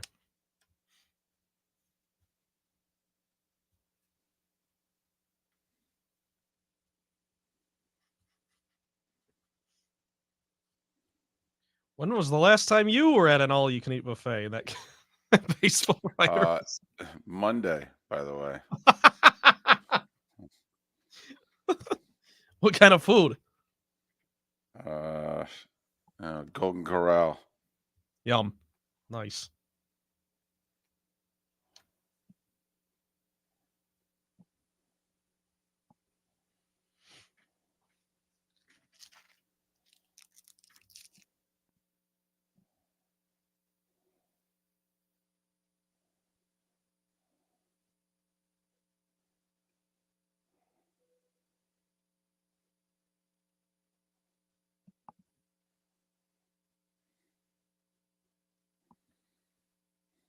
By the way, if you're looking for a potential Cinderella team in a conference tournament, yeah, USC has finally gotten healthy. Remember, this was a preseason top 15, top 20 team. They're finally healthy. They're starting to play well. They're starting to win. They're That's going a to good be call. they're going to be a bottom seed. If anybody can pull a Georgetown, and I'm not just saying it because I'm buddies with the coach. I like that call. You know, they're probably going to have to play Arizona early, but just like, you know, Georgetown had to get by Nova in the quarters that year. Yeah. And once they got by them, it was like, oh, we can do this. I wanted them to win a tournament game so bad that year. 12. They played Colorado. It was a 5. They played it at Hinkle Fieldhouse. I think that was the noon game, or it was one of the first games on Thursday.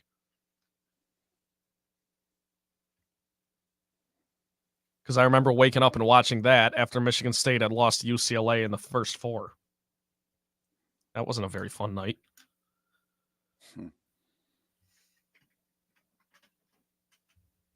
All right, here we go.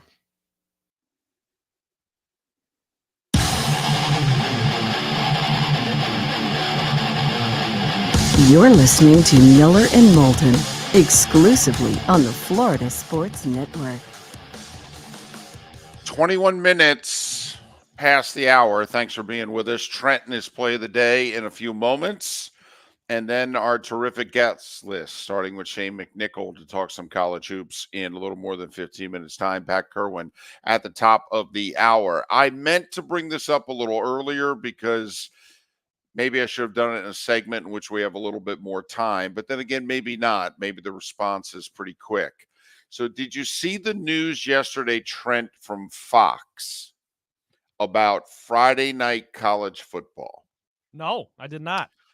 So you would know this, being a proud Big Ten guy, that in the last couple, 2-3 years, there has been a Friday night Big Ten game on the Big Ten network. The Big Ten coaches hate it. Hate it. The ADs don't like it. Why? Well, what does it get in the way of? High school football. And there's lots of parts to the Big Ten in which high school football's still a big deal, particularly Pennsylvania and Ohio.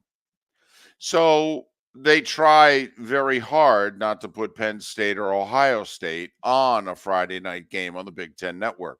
And for the most part, it's the Purdues and the Minnesotas and the Illinois and the Indianas that end up on the Friday night game. Fox, and I don't know what the wrestling package was, Trent, but Fox had a Friday night wrestling package. Don't know if it was Raw or whatever. Well, they lost it beginning this fall. And so Fox said, well, why don't we just run college football? Oh, boy. And so you have to take a look at the conferences that Fox has rights to. Big 10, Big 12. I mean, they had rights to the Pac-12, so I don't know if they still have partial rights to Oregon State or Washington State. I don't know. And Fox came out and said, yeah, we're going to have college football Friday nights, and we're putting it on Big Fox. And if you're going to put it on Big Fox, they're not going to want Indiana and Illinois. I mean, sorry, Indiana and Illinois. They may want one of you, but they ain't going to want both of you. They want Ohio State. They want Washington. And that's right. Now, I will say, because of Washington and Oregon and USC and UCLA, you know, they've got a little bit more, you know, food in the pantry to choose from. And, of course, they've got the 74-team Big 12 now to choose from also. My guess is that there will be certain schools who are going to complain bitterly to their conference commissioners. Ohio State, Penn State. Michigan will complain because it's like we're too good to play on a Friday night, if you know what I mean. But also all the Texas schools in the Big 12. You really think they're going to want to play on a Friday night. Have you seen the size of the high school football stadiums in Texas? Those folks are not sitting home watching TCU play Oklahoma State. They're going to their high school football game. So, Trent, what I think is going to happen is, because Fox, once again, who's running college football? For as much as Greg Sankey and Tony Petitti think they're running college football, who's running college football? SEC. No, ESPN and FOX. That's who's running college football. TV show, right. And they're going to want pretty good matchups on a Friday night. My guess is if an Ohio State, if a Michigan, if a Penn State, if a USC, and all of the Texas schools in the Big 12, if they are on the Friday night Fox game, they're going to be the road team. My guess is that is the only livable compromise in which those schools say to, come on, man. Okay, our season ticket base, they've all got high school football games they go to. This Friday Night Lights. Because Friday Night Lights is not a thing coast to coast. It's not. Right. It's very regional, and I actually think that's a brilliant compromise you bring up. I think that's very reasonable. In plenty of states, you can have your Friday night college football game. You can. But there's just 8 states where you can't do this. And a lot of them happen to be in Big Ten country, to your point. Yeah, or even Big 12 because of Texas. And, for example, can you put UCF home on a Friday night on Fox? No. If UCF is going to be on a Friday night game, don't you have to put them on the road? Yeah. You can't have them be at home. Football's too big in Florida. All the high schools are within an hour of Orlando. Are you serious? So that's what I think is going to be the behind the scenes. And believe me, there will be some schools that will be yelling at Fox behind the scenes. You're killing us. Don't do this. They literally will be calling Fox and going, listen, you cannot schedule that game. Why? Because Berwick is playing Williamsport. And Fox will be like, what are you talking about? Yes, biggest high school game of the year is that Friday night. Okay. And there will be college ADs with the high school football schedule in front of them going, you cannot do that to our fans. They're going to that game. This is going to be very interesting to see how they play their cards, because you're right. There's a line that they have to walk, and given when the schedules come out too, and we have to, I guess they're already out, but we have to look week to week and kind of pick. Yeah. What game are you going to put on Friday? And I'm sure some weeks you're going to have a lot better options that fit your criteria that you just laid out than others. And you're not going to, the other schools in the conference are going to be like, well, if we have to play on Friday night, sorry, you got to put the big boys on a Friday night once too. So it'll be very political behind the scenes. But clearly, though, look at what has now happened on television in our country. Thursday Night Football got established. Fox firmly established it. Amazon took it over. Now Fox is going to put a college game, Big 10 or Big 12 in all likelihood, on a Friday night. All day Saturday, all day Sunday, and Monday Night Football has regained a little bit of status because A, the NFL started giving it good games again, and B, Joe and Troy might be the preeminent broadcast duo doing the NFL as opposed to Joe Tessitore and Booger McFarland on a bicycle. You think? Well, I'm told it's paid dividends. Yes, absolutely. So anyway, wanted to get that out there. 29 minutes after the hour, it's time for the play of the day. I don't know what play and I don't know what day, but go. Well, we'll stay yesterday. We'll stay current, and we'll go to the game that you were at, David, because we had madness in the ASUN semifinal. Jacksonville with a little bit of a Cinderella run, taking on Stetson. And like David laid out in the first hour, both teams kind of took control at different times in the game. And just when you thought Robert McRae, puts JU up 4 with 30 seconds, this happens.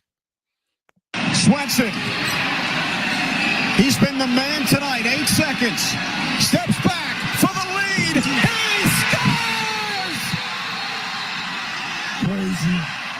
Knocks it down and gives Stetson the lead. Sends them to the championship. They're trying to make their first NCAA tournament, David, since 1971, when I think they were still in D2.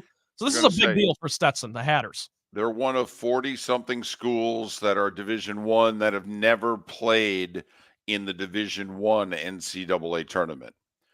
Stetson will host Austin P Sunday afternoon, a 2-4 in the A-Sun.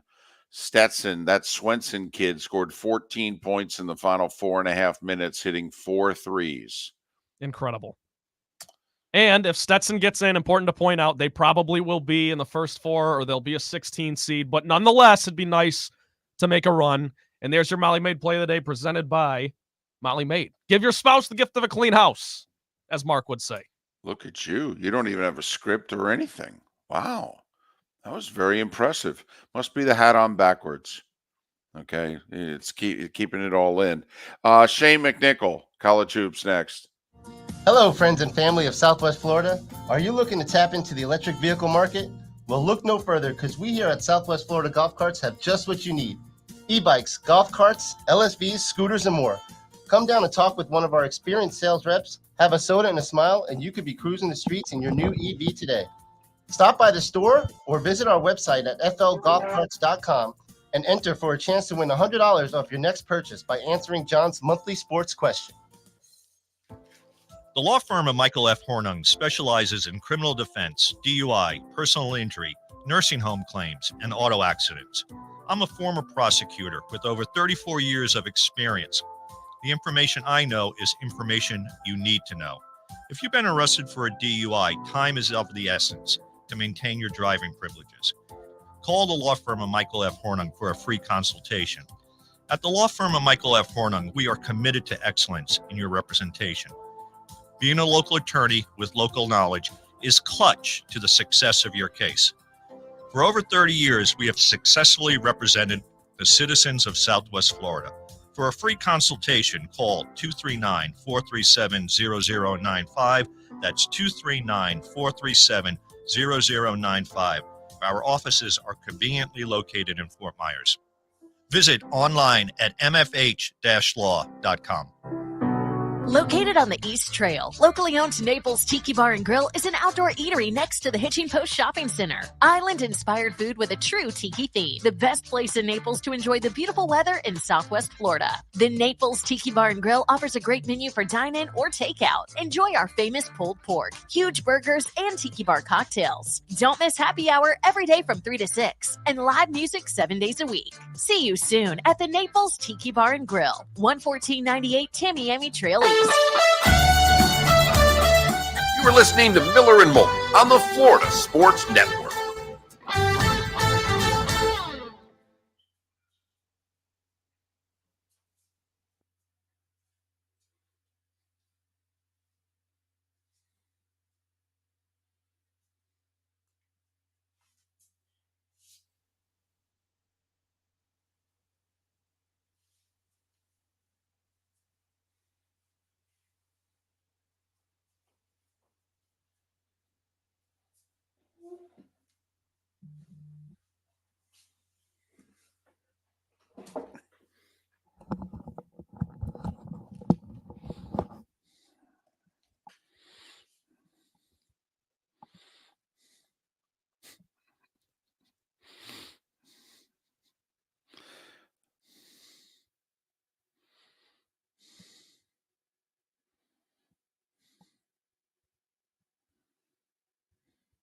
David, do you want me to pretty much let you handle the phone guests, or do you? Well, if you want to ask a question, since I'm looking right at you, like raise your hand, go like, hey, I got one. Okay, yeah.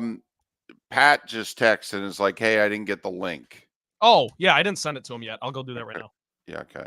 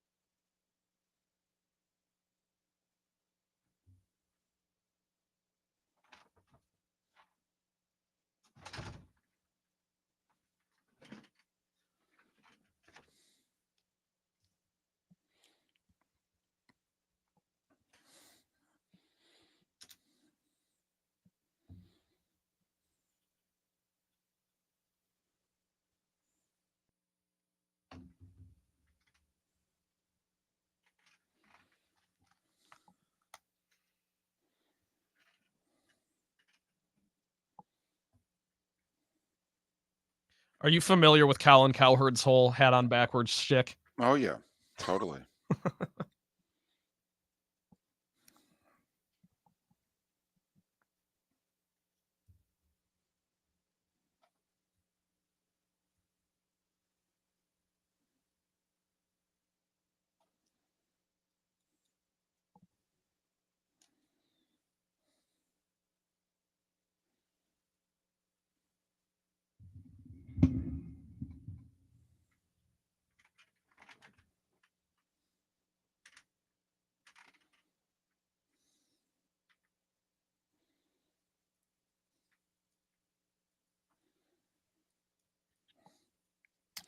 Not only did Pepperdine lead Pacific 56-9 at the half, they opened the game at 39-2. That's like that doesn't happen in high school games. No. I once saw a girls' middle school game. The final was 108-12. That's just because the winning coach kept pressing. Yeah, also. there should be rules against. In some places there are. No, there shouldn't be rules. You should just be allowed to take them out back afterwards.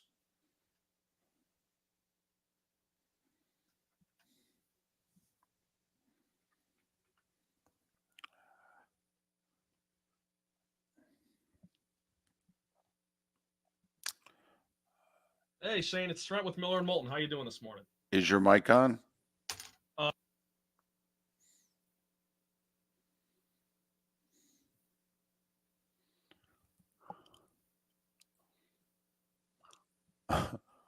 Yeah, sorry, I forgot about that. No, it's fine.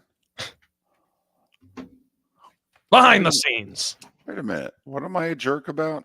I missed that in the Twitch chat room. Nothing. What You're am not I a jerk. about? I mean, don't get me wrong. I'm definitely a jerk.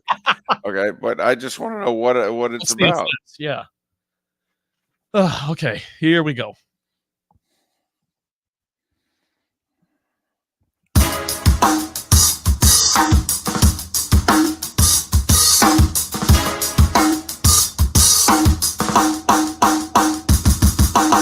Welcome back to Miller and Moulton, only on the Florida Sports Network. 22 minutes before the hour. He was gracious enough to reschedule after our technical snafus yesterday. He's Shane McNichol, who covers basketball and a little golf for Palestra Back, and you'll also see him and hear him, whether it be the Action Network or ESPN from time to time. You can follow Shane on one of the great Twix, Twitter/X handles of all time. Shane is on the Shane train. God, I love it. Hey, Shane, it's David and Trent. How are you? Doing great. How are you guys? Doing well. Listen, before we get to some specifics about hoops, can I just go one topic out of the blue? Can Indiana ever be Indiana again? Because UCLA, after Wooden, has gone to 6 Final Fours. They've won a couple national titles. I mean, they're not what they were in the 60s and 70s, but they're still considered within reaching distance of being a blue blood. Well, Indiana, I mean, if you count that Mike Davis team as an extension of Bobby Knight, I mean, they haven't got past the Sweet 16 in 20 years. Is it over? It's really hard to see Indiana returning to that area with the new Big Ten coming. You've got UCLA, USC, Oregon, Washington, all coming. I mean, Oregon and Washington, and even USC, not necessarily powerhouse programs, but still, the fact that there's going to be an 18-team league that they're going to have to navigate through in a world of NIL and all this, if someone is going to raise Indiana back to its level, it's going to have to be a coach that's likely not Mike Woodson, although they've decided to bring him back for another year. And it does seem like Indiana is once again committing to a coach for an extra year when the logical heir apparent is now going to go somewhere else, that being Dusty May down at Florida Atlantic, who was a manager under Bobby Knight. Indiana's his alma mater. He's going to be the hottest name in the coaching circles again this summer. He's going to probably have the pick of any job he wants. I would think his alma mater would be his chosen landing spot, but they're going to run it back with Mike Woodson and probably let him go to maybe even a Big Ten rival like Ohio State. It feels a lot like about a decade ago now when Brad Stevens was one of the hottest coaches in the country, was in their state, certainly seemed interested in being the Hoosiers head coach someday, and they stuck with some of the other coaches that they had, like Tom Crean as well. So it feels like in order to do that, college basketball maybe now more than ever is coach-based. I mean, those have always kind of been the stars of college basketball because they stick around longer than the players, but now it's not just about a coach who can be charismatic and have the X's and O's, but it's who can drive NIL money and really run a business. And Indiana currently doesn't have that CEO. And Shane, it could be a heck of a coincidence, but within 24 hours of the news coming out that Woodson's going to come back for another year, the 5-star recruit from Indiana decommits from Indiana and reopens his, where it is I'm going to go. And I guess it came down to Indiana and Kansas the first time. So one would think Bill Self and Kansas are at the top of his list. I mean, it doesn't seem like that's a coincidence. No, it certainly, the timing of it feels pointed for sure. Shane McNichol, we're talking college hoops. And by the way, what about Scott Drew? If you're Indiana, like if you're going to pass on Dusty May this year, Baylor's going to be loaded next year. So he'll do, this year and next year, whatever it is that he does. But do you think if you're Indiana, that's probably, you got to do something that bold and bring a guy back to his in-state roots? Yeah, certainly it would make a lot of sense. I mean, if you're Indiana, though, you get to a point where, why would someone leave Baylor for Indiana at this point? I mean, Baylor's in the Big 12, which after it has Arizona next year is going to continue to be the best conference in college basketball. Baylor just built a new arena. I mean, I'm sure that unless someone's going to back up the money truck for Scott Drew, I'd be more than comfortable to stay down in Waco. So I think that's the problem with some of these lost blue bloods. Like you talked about UCLA, like they almost settled for Nick Cronin. Like these jobs aren't exactly the glowing jobs that everyone used to think of them at the top of the college basketball landscape. I mean, think about what you just said. Sorry, Trent, I'll get to you in a moment. Think about what you just said, Shane, and you're 100% accurate. Why would he leave Baylor for Indiana? Yeah. I mean, take a step back and think about, any point in time in the last 60 years that you would have said that. Yeah, and Scott Drew deserves all the credit because he took over a Baylor program that was going through one of the largest scandals in college sports history and built it to what it is. So I almost think he'd be even more dedicated to staying there because it's what he built. Shane, if we stay in the state of Indiana, I want to talk about Purdue for a second because that is one of the biggest stories this season. It certainly feels like if not now, it's never for Purdue. What is the biggest reason for optimism for the Boilers, and what is the biggest reason for concern? Yeah, so for me, I went into last week's game at Illinois a little bit of a Purdue skeptic. They had gotten a pretty easy stretch in the Big Ten. I think they'd been favored by more than 8 points, 6 games in a row. It had been a month since they'd had a really challenging game. Just the way the Big Ten schedule broke, they kind of got some teams at the right time.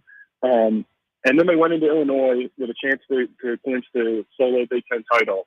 And Illinois had them on the ropes for a while, and it wasn't Zach Edey who ended up winning the game for them. It was sophomore point guard Braden Smith, who, in my opinion, when you look back at their loss to Fairleigh Dickinson last year, the problem was having 2 freshman guards out there who seemed overwhelmed by Fairleigh Dickinson's pressure defense. And if those guards, especially Smith, who has been fantastic, he's a finalist for the Bob Cousy Award for best point guard in college basketball. If he's an asset rather than a liability, it's a completely different team than it was last year. And I think that's what we've seen from him so far. Obviously, the lights get a little bit brighter in March. But if you're going to be optimistic, you look at the past and also say the last team that lost as a 1 seed to a 16 followed it up the following year with a national championship. That was Virginia. So if you're a Purdue fan, you can't say we blew it in March last year. It's the same. It's a lot of the same guys. We're going to do it again. There is certainly optimism there. But if you're going to be negative, it's a team that's built around a 7-4 player, and guards are usually who can make and break you in March.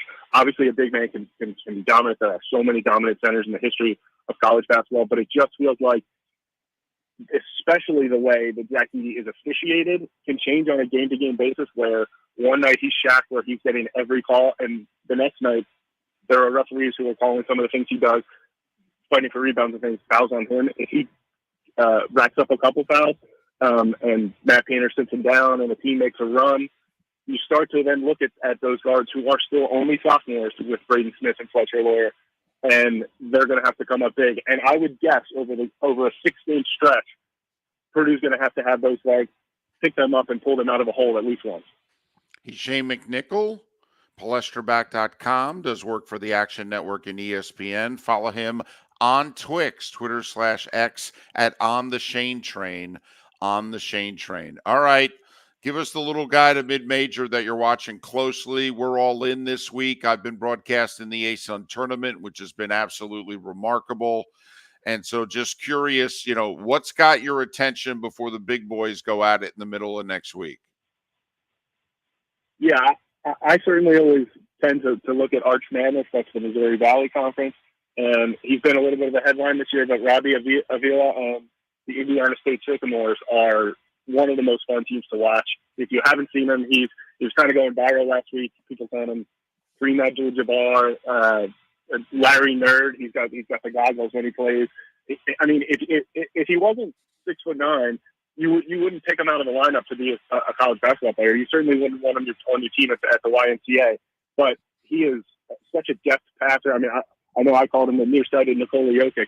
They put him at the top of the key, and he operates that offense. And he does things that, whether it's his passing vision or his ability to just find his own way to score, it makes them a really exciting team. I would be, I wouldn't be so sure that they'll get an at-large bid if they aren't to win that conference tournament. So I think a lot of people are going to be rooting for them, hoping we get to see a little bit of him in March. Shane, their net's 30. I mean, can you really now? Drake's 48, which we know low 40s is usually about as far as they go for an at-large. But so Drake to me is on the bubble. But you really think if Indiana State gets to the final, they could be left out? Yeah, I mean, it is tough. They have 5 losses, and most of them are to really strong teams. Like they lost to Alabama, Michigan State. They lost again to Drake, but then 2 late season losses to Illinois State and Southern Illinois. And the committee just gets fishy about teams that lose those kinds of games. And I mean, you're talking about a team who their best win is Bradley. I mean, or they beat Drake at home, but didn't beat a power conference team.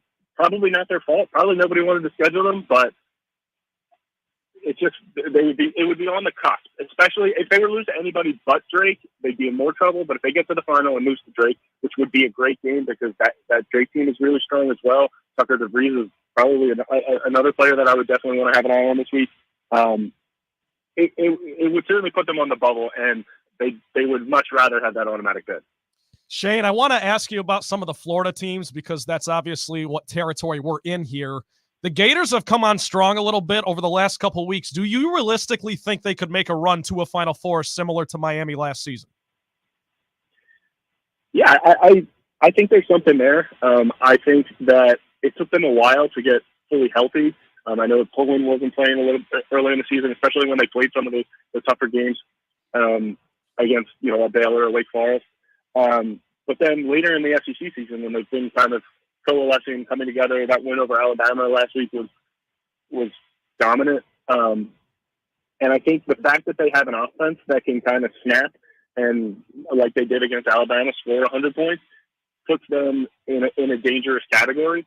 I worry a little bit about the defense, and defense is certainly one of the hallmarks of teams that make their way to the Final Four. But over a 3-4 game sample, if they get hot and they're making shots, absolutely Florida can make a run. Well, Shane, I mean, let's face it, you, me, Trent, and a couple other guys can score 80 on Alabama. I mean, come on. Yeah, especially outside of Tuscaloosa. That defense has not traveled.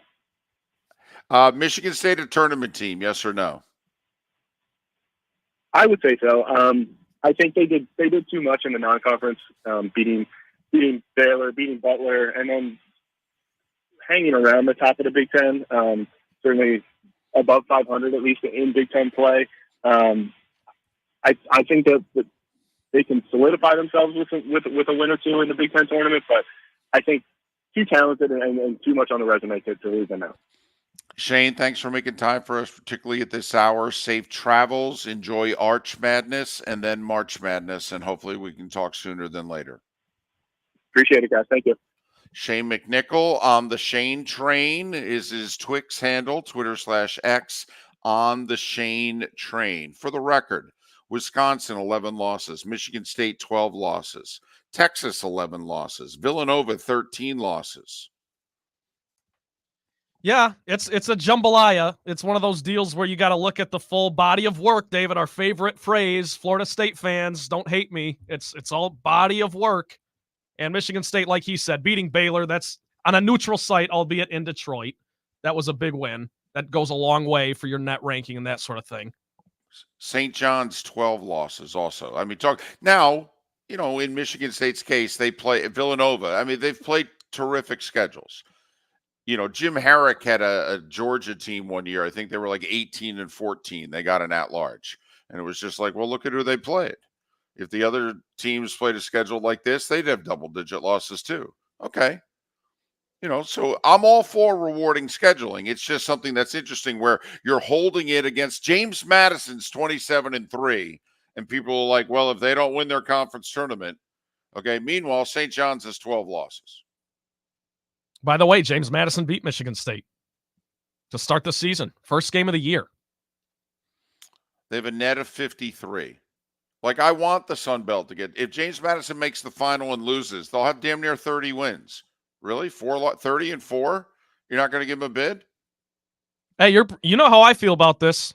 I think the mid-majors got to be more well represented, and I don't think the answer is expanding the tournament. Unfortunately, that's how the NCAA is going to weasel their way out of this corner. Well, especially since if they expand it by 4, 6, 8 teams, do we really think they're going to give the bids to the Princetons and the Drakes and the James Madisons of the world? No, you're exactly right. It's all about money. I think this could be a phenomenal tournament, by the way. I think we'll have a healthy dose of upsets week 1, but I really think the Blue Bloods are going to be very blue week 2. And there's the strong, it's a little top heavy in the field, but it's kind of anyone's race. Miller and Moulton. We'll switch gears, talk NFL. So how about we bring Pat Kirwan on the show? We'll do it next. Mark Miller for Molly Maid. Why Molly Maid, you ask? Trust. Moulton was a customer for 15 years. Affordability. Didn't I just say Moulton was a customer for 15 years? Worry-free services. Our professional house cleaners are fully insured and a 24-hour warranty. Call Molly Maids today at 239-774-5839. That's 239-774-5839 or online at mollymaid.com/FTMYERS. That's mollymaid.com/FTMYERS. The law firm of Michael F. Hornung specializes in criminal defense, DUI, personal injury, nursing home claims, and auto accidents. I'm a former prosecutor with over 34 years of experience. The information I know is information you need to know. If you've been arrested for a DUI, time is of the essence to maintain your driving privileges. Call the law firm of Michael F. Hornung for a free consultation. At the law firm of Michael F. Hornung, we are committed to excellence in your representation. Being a local attorney with local knowledge is clutch to the success of your case. For over 30 years, we have successfully represented the citizens of Southwest Florida. For a free consultation, call 239-437-0095. That's 239-437-0095. Our offices are conveniently located in Fort Myers. Visit online at mfh-law.com. Visit Jason and Todd at the Diamond District. Hi, I'm Jason. And I'm Todd with the Diamond District. I believe in complete transparency. If you're shopping for diamonds in Naples, you're paying too much. If you're shopping in the Cape or Fort Myers, you also won't see the selection you deserve to have. If you're online, there's no human connection, and you won't know if your diamond is beautiful or not until it shows up in the mail. Just because it's GIA certified doesn't mean it's brilliant. There's so much more to a diamond than its cut, color, and clarity that makes it beautiful. Visit us at the Diamond District for a non-commission and educational presentation, and quit paying more in Naples or buying blind from the internet. The Diamond District has the rarest diamonds from half carat to 10 carats. You won't find a bigger selection or better value. And you won't find a better buying experience. Jason and I are in the store nearly every day, and we look forward to shaking your hand and welcoming you to our Diamond District family. At the Diamond District. Hello, friends and family of Southwest Florida. Are you looking to tap into the electric vehicle market? Well, look no further, because we here at Southwest Florida Golf Carts have just what you need. E-bikes, golf carts, LSVs, scooters, and more. Come down and talk with one of our experienced sales reps, have a soda and a smile, and you could be cruising the streets in your new EV today. Stop by the store or visit our website at flgolfcarts.com and enter for a chance to win $100 off your next purchase by answering John's monthly sports question. You are listening to Miller and Moulton on the Florida Sports Network.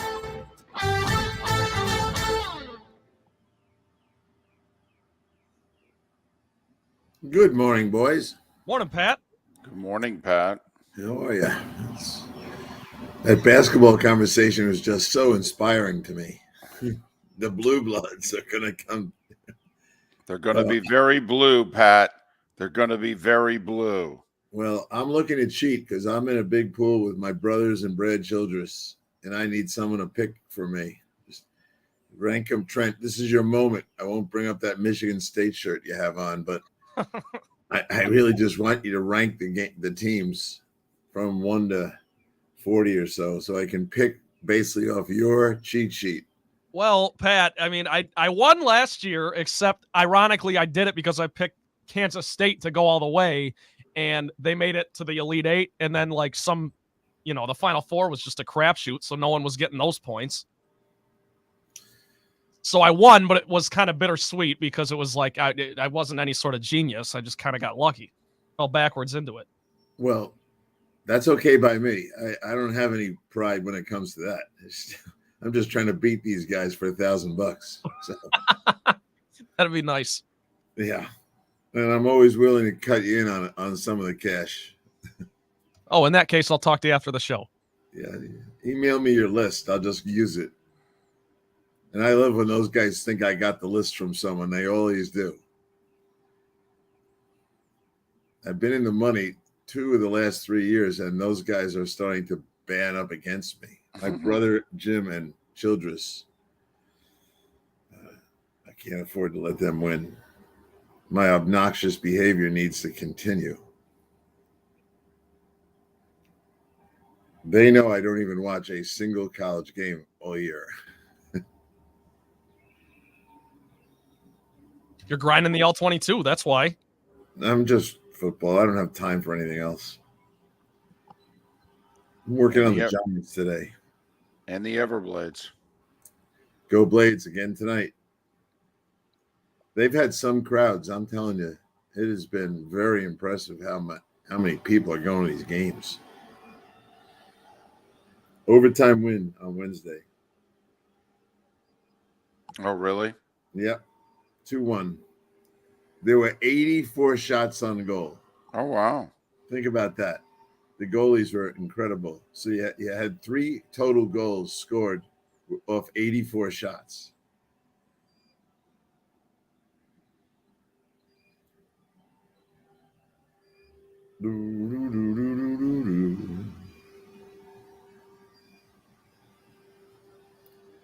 What are you researching there?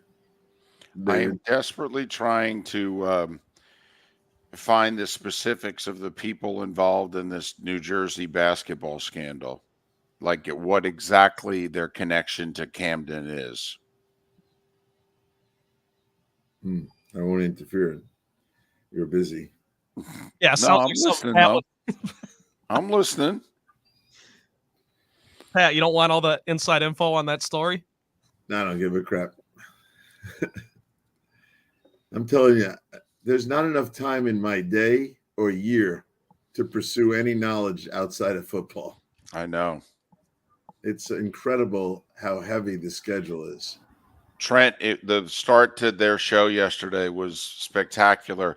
Pat chastising himself for 5 minutes because there was a scenario involving L'Jarius Sneed that he didn't present yesterday. And he literally, Jim, his co-host, is like trying to say, no, man, it's not a big deal. And Pat's like, no.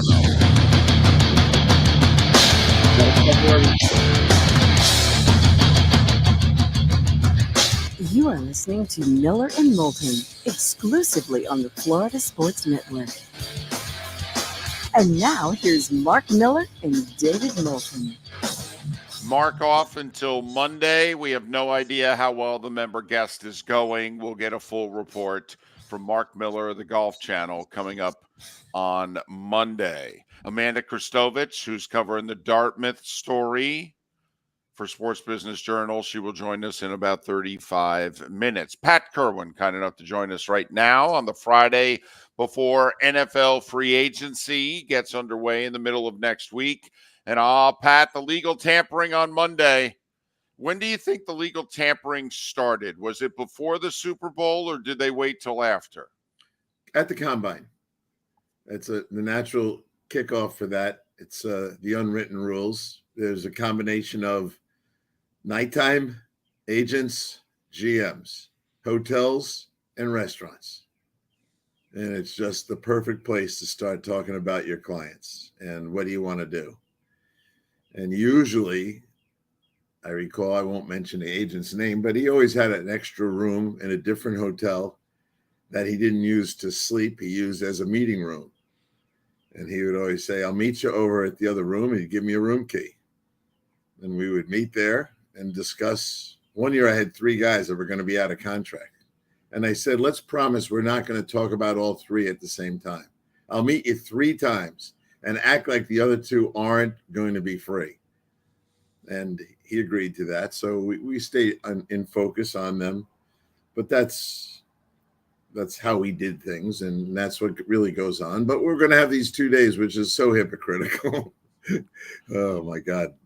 At least they recognize it with the label legalized tampering. Yeah, it's like jumbo shrimp. It's absurd. Okay, if tampering, look at the definition of tampering.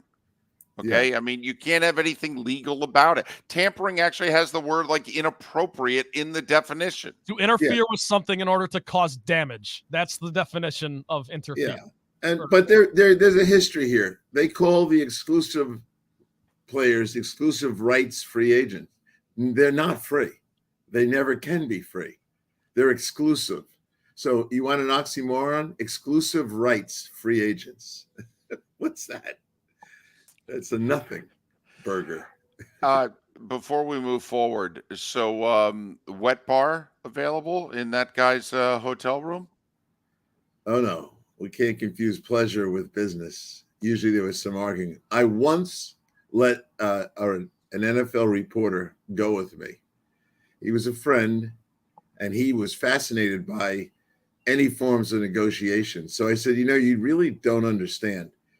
The agent has agreed to let me bring you with me to one conversation. You cannot talk about it.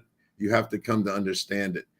And I said, and you're not allowed to talk. You're just allowed to listen. You can't take notes. You put a phone on. Can't do anything. And I let him come with me. And at the end of a 3-hour conversation, he said it was like root canal, and he never wanted to come with me again. That solved that problem. He's Pat Kirwan, co-host of NFL Radio's Moving the Chains with Jim Miller, weekdays 3 to 7. He moonlights throughout the season on CBS's NFL Today show on Sundays. Pat joining us once again, courtesy of Pinchers. Tampa to Key West, all points in between. Pinchers, where you can't fake fresh. So how many teams still are above the cap?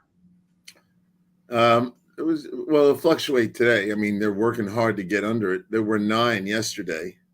Here's the quick reminder. Even teams that are okay and available and they're not in the negative, when they're $1 million or $1.5 million over, yeah, they can start business, but they've got issues they have to deal with.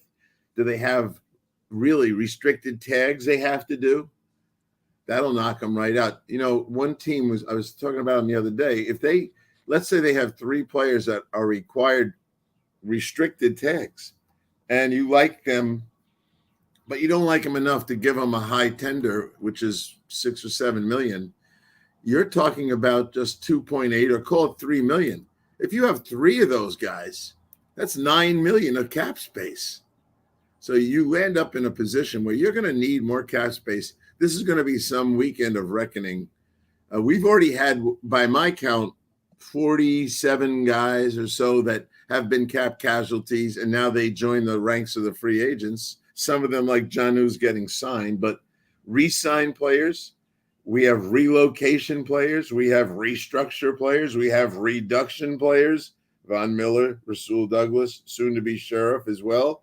And we have release players. All the big R's are cooking, but they're going to cook a lot more today, tomorrow, Sunday, and Monday. You're going to see a bunch more. I think we'll get to 100 cap casualties before free agency starts. Pat, is there a team whose situation you look at that you're really intrigued over the next couple of days to see how they maneuver things? Well, Buffalo's been maneuvering like crazy, and Miami has some issues to deal with. When you see Christian Wilkins available in free agency, not tagged, you kind of recognize what's going on there. They think, at least their fans think, they're going to get Tua on a long-term deal. They're going to get Wilkins back, and they're going to be able to do some things. I don't know if that's feasible, but they're expecting those things to happen. And I don't know. I think there's a bunch of people that are going to go after Wilkins and raise the stakes on what he's going to go for. He's in a perfect spot for bidding wars. Many teams need a defensive tackle, and they know money is power. So if you have $50 million of cap space and you need a defensive tackle and you're competing against Miami, you should easily be able to win that war. Well, also, it doesn't seem as if the Dolphins have a whole lot of negotiating room with Wilkins. I mean, all the guys in and around him in drafts, age, production. I mean, Pat, it's 23.5 minimum per year up to like 26, 27, right? I mean, they basically have to go 4 for 100 to have a shot. Yeah, well, first thing you do is you look at the franchise tag, which they decided not to use. It's 22 million or so for him. So when you get to the 4-year deal, here's how the agent's going to think. You know, if you tag me, I'd have 22, and the next year I'd have 120%. Call that 26. So you're already talking about 48 million for 2, and they're going to want even a step of growth in the 3rd and 4th year to provide the security you're looking for. So you're right; it's going to be more than 100 million for 4 years for a defensive tackle that had 9 sacks, and they don't have any of their top 3 tackles under contract on defense. Davis is out of contract, and so is Big John Hand. So they got work to do. I don't think it's impossible, but you're going to lose players as well. And if you do Tua only because you're trying to lower his cap number for the first year, those deals have a big balloon in the 2nd and 3rd year, and you get burned with those deals. You said something on Tuesday. You used the phrase Dolphins and House of Cards. Okay, further explain that. You obviously seem concerned about where they are with their roster, impending free agency, and cap situation. Well, as of yesterday, they were still 16 million over, and they're still pushing along here. Actually, Buffalo has done enough work to advance in front of them. There's only 7 million over. So when you're 16 million over, you're going to need about 10 or 11 million for your draft. You're going to have restricted free agent issues to deal with. You got some voidables in your contract, which always come back to haunt you. You're trying to secure your quarterback long-term. You're trying to secure the defensive tackle, and you're going to have to give up things along the way. So here's the question simply put to both of you. At the end of this free agency draft era, do they look to you like they're going to be a better team, the same team, or worse on a roster? I think at best they're going to look the same. I think it's different, but the same, if you know what I mean. Like with Robert Hunt and Connor Williams both becoming free agents, I don't know if either one gets brought back. They've got at least 2 more offensive linemen now they have to replace in an area that was considered average at best. If they lose Wilkins, they lost one of their 2 best corners. And I don't know how many of these guys they're going to replace from within, if you know what I mean. Like, I think maybe they can replace the corner from within. But, Pat, the other 3 guys that we've mentioned, they don't have any replacements for them on the roster. Right. So if you keep thinking about that, you see how they might be worse. And so I don't want them to be bad. But it's amazing how when you talk like this on my show, the first set of calls are Dolphin fans who think you don't like their team. I've been in the situation they're in. You're over the cap, your team is average, and you're trying to get a good team on the field, and you need money to do it. Cap space is a killer because it's the war now of building the roster. I think people still think you build the roster at camp. You don't. You go to camp to rehearse for the season with your football team.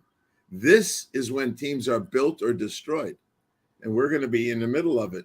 And right now, the next 5 days is huge in getting ready. How much are you allowed to, after Wednesday, when you have to get to 255.4, do you have to stay under that every single day? Or Yes. can you go over it by 20, 30 million, but you have until a date in June or July to get back under it? No, you have to be under the cap every day. So when business closes at Eastern 4 o'clock, you can't be over the cap. There's $1 million fine, and then the league will, if you don't know what to do, which never happens, if you don't know what to do, they just start knocking off salaries. Remember, we're only counting the top 51 from Wednesday on until we get to basically Labor Day, when you got to start to count 53, which is 2 more salaries, and the rookie pool for obviously the draft and your practice squad. Oh, yeah. And the guys on injured reserve. It's not easy. Well, and you keep talking about you have to put 10 million aside for the draft. Don't you also have to have about 5-6 million just for the season? Because guys are going to get hurt. You're going to have to replace them. And even if you're just moving guys up from the practice squad, well, that's from 150,000 to 750,000. So every guy you move up, that's 600 grand. You move 5 guys up, that's 3 million. I mean, don't you need like 10 million for the draft and about 6 million just to be able to survive the season? Correct. And if you think about average go back and check last year's injured reserve per team. You're talking usually about 8 guys on injured reserve. And, those are killers because they're going to keep their full salary. Sometimes you have a little split deal on some rookie undrafted kid, but most of the really good veterans don't have splits in their contract. So when they go to IR, they're going at a full contract. We will go through some of the specific maneuverings of yesterday, those that got signed, a couple who got cut, and also Pat will look ahead. Talking NFL with Pat Kirwan, courtesy of Pinchers. More with Pat on the other side here on Miller and Moulton. Visit Jason and Todd at the Diamond District. 20 years ago, Jason and I had the idea for a jewelry store like no other, with a vast selection of certified diamonds priced 8 to 12% over cost. A team of individuals who are educated, driven, and believe in cultivating relationships. Today, we have become one of the largest independent jewelry stores in the country. Todd and I love what we do and are in the store nearly every day, along with our GIA gemologists, master jewelers, custom designers, and non-commissioned diamond consultants, all of which we consider family. As direct diamond importers, we travel the world, forging relationships and sourcing diamonds. What we love most about our business is that we can call Southwest Florida our home. If selection, value, and comfort are important to you, give the Diamond District an opportunity. You won't find a better diamond buying experience. Todd and I look forward to shaking your hand and welcoming you to our Diamond District family. At the Diamond District. Mark Miller for Molly Maid. Why Molly Maid, you ask? Trust. Moulton was a customer for 15 years. Affordability. Didn't I just say Moulton was a customer for 15 years? Worry-free services. Our professional house cleaners are fully insured and a 24-hour warranty. Call Molly Maids today at 239-774-5839. That's 239-774-5839 or online at mollymaid.com/FTMYERS. That's mollymade.com/FTMYERS. Hello, friends and family of Southwest Florida. Are you looking to tap into the electric vehicle market? Well, look no further, because we here at Southwest Florida Golf Carts have just what you need. E-bikes, golf carts, LSVs, scooters, and more. Come down and talk with one of our experienced sales reps, have a soda and a smile, and you could be cruising the streets in your new EV today. Stop by the store or visit our website at flgolfcarts.com and enter for a chance to win $100 off your next purchase by answering John's monthly sports question. You were listening to Miller and Moulton on the Florida Sports Network.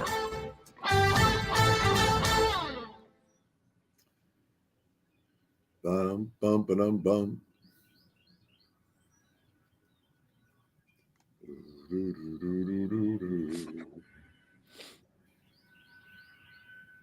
You guys sound like you have a busy show today.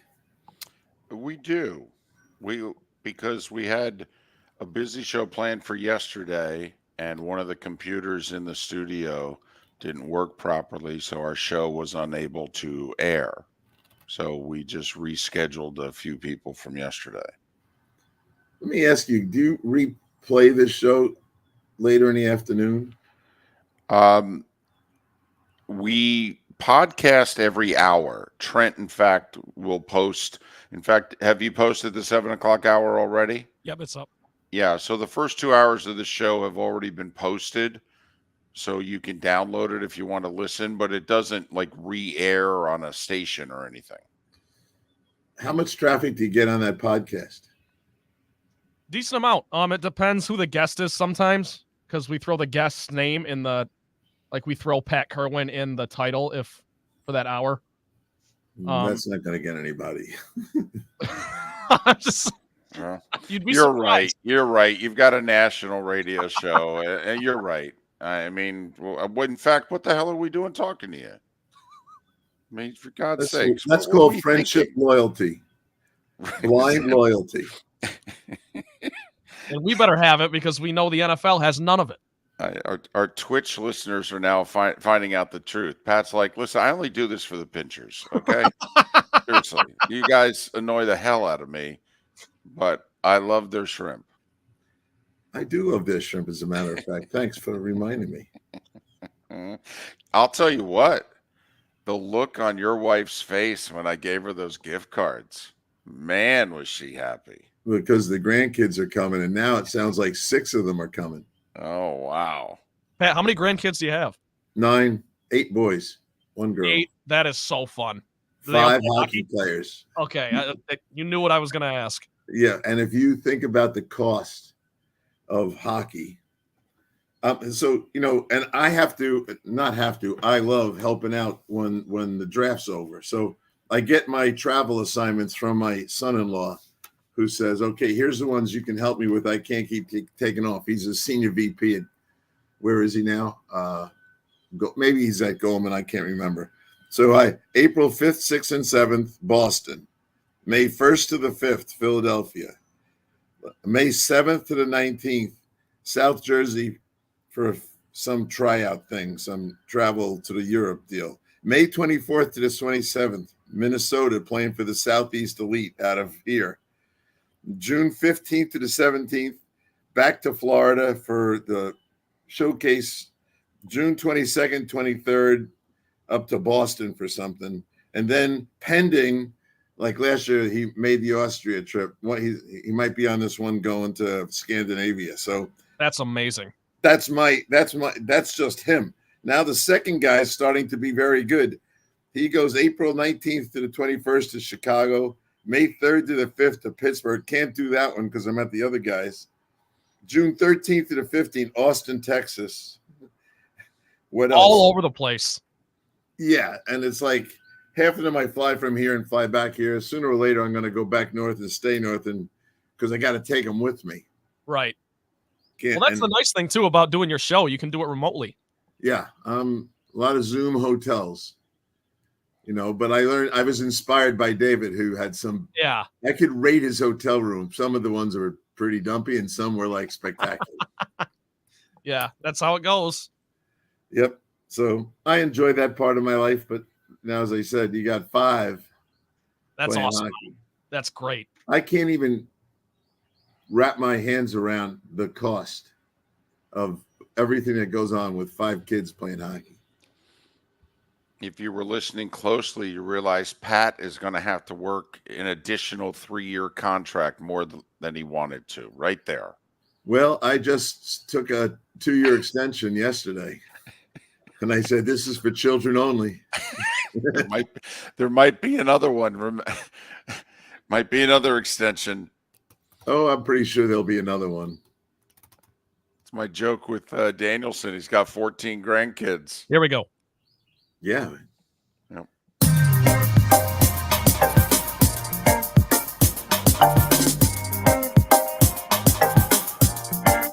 Welcome back to Miller and Moulton, only on the Florida Sports Network.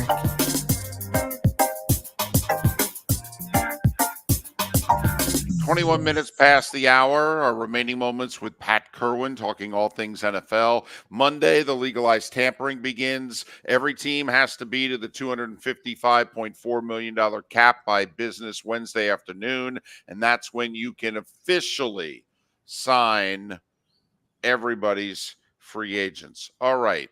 What are the Giants doing? And I mean this. Clearly, they're not bringing Barkley back. They're running the risk of losing McKinney. I mean, definitely. I mean, a 25-year-old, one of the 5 best players on the roster. That seems like a smart move. I mean, honestly, Pat, what the hell are they doing?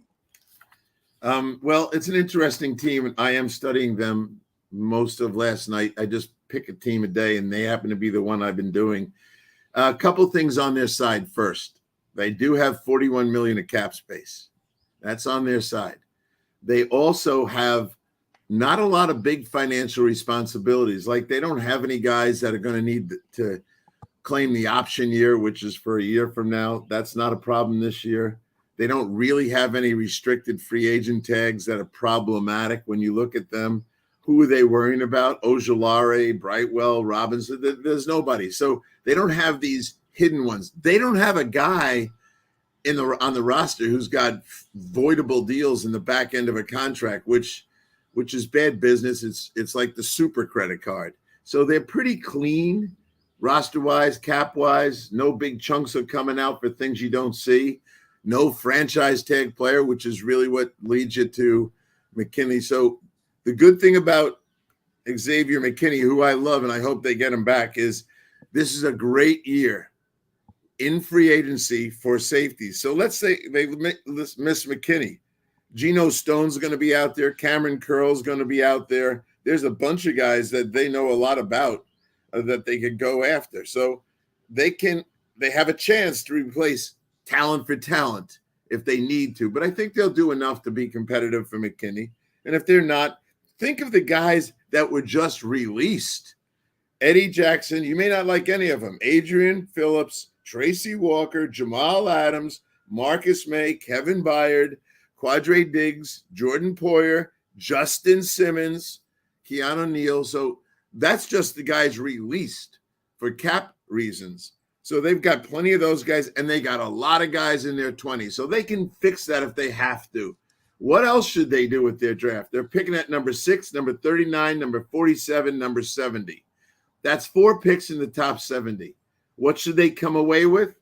A receiver. And I think at pick number 6, they're going to have a choice of 2 of these guys should be available. Marvin Harrison, Brock Bowers, J.C. Latham, Romeo Odunze. So those guys are there if they don't want to take a quarterback. They could actually move back. If someone wants pick 6 for a quarterback and they're deciding we're not going to do that, they can move down. I'm going to give you an example like the Raiders.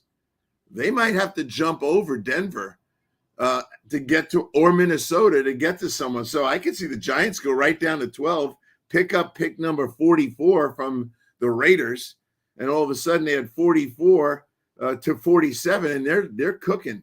And they can come out of this with every need. They need a Detroit Lion draft, and they could do it. I agree with that. Also, the Giants have 2 second-round picks. So in theory, if they trade down and pick up a second, they could then have 3 second-round picks. And goodness knows the Giants roster needs fortifying. I was just going to ask you about the Raiders and what is it you're hearing at quarterback? You know, Russell Wilson never gets mentioned with the Raiders.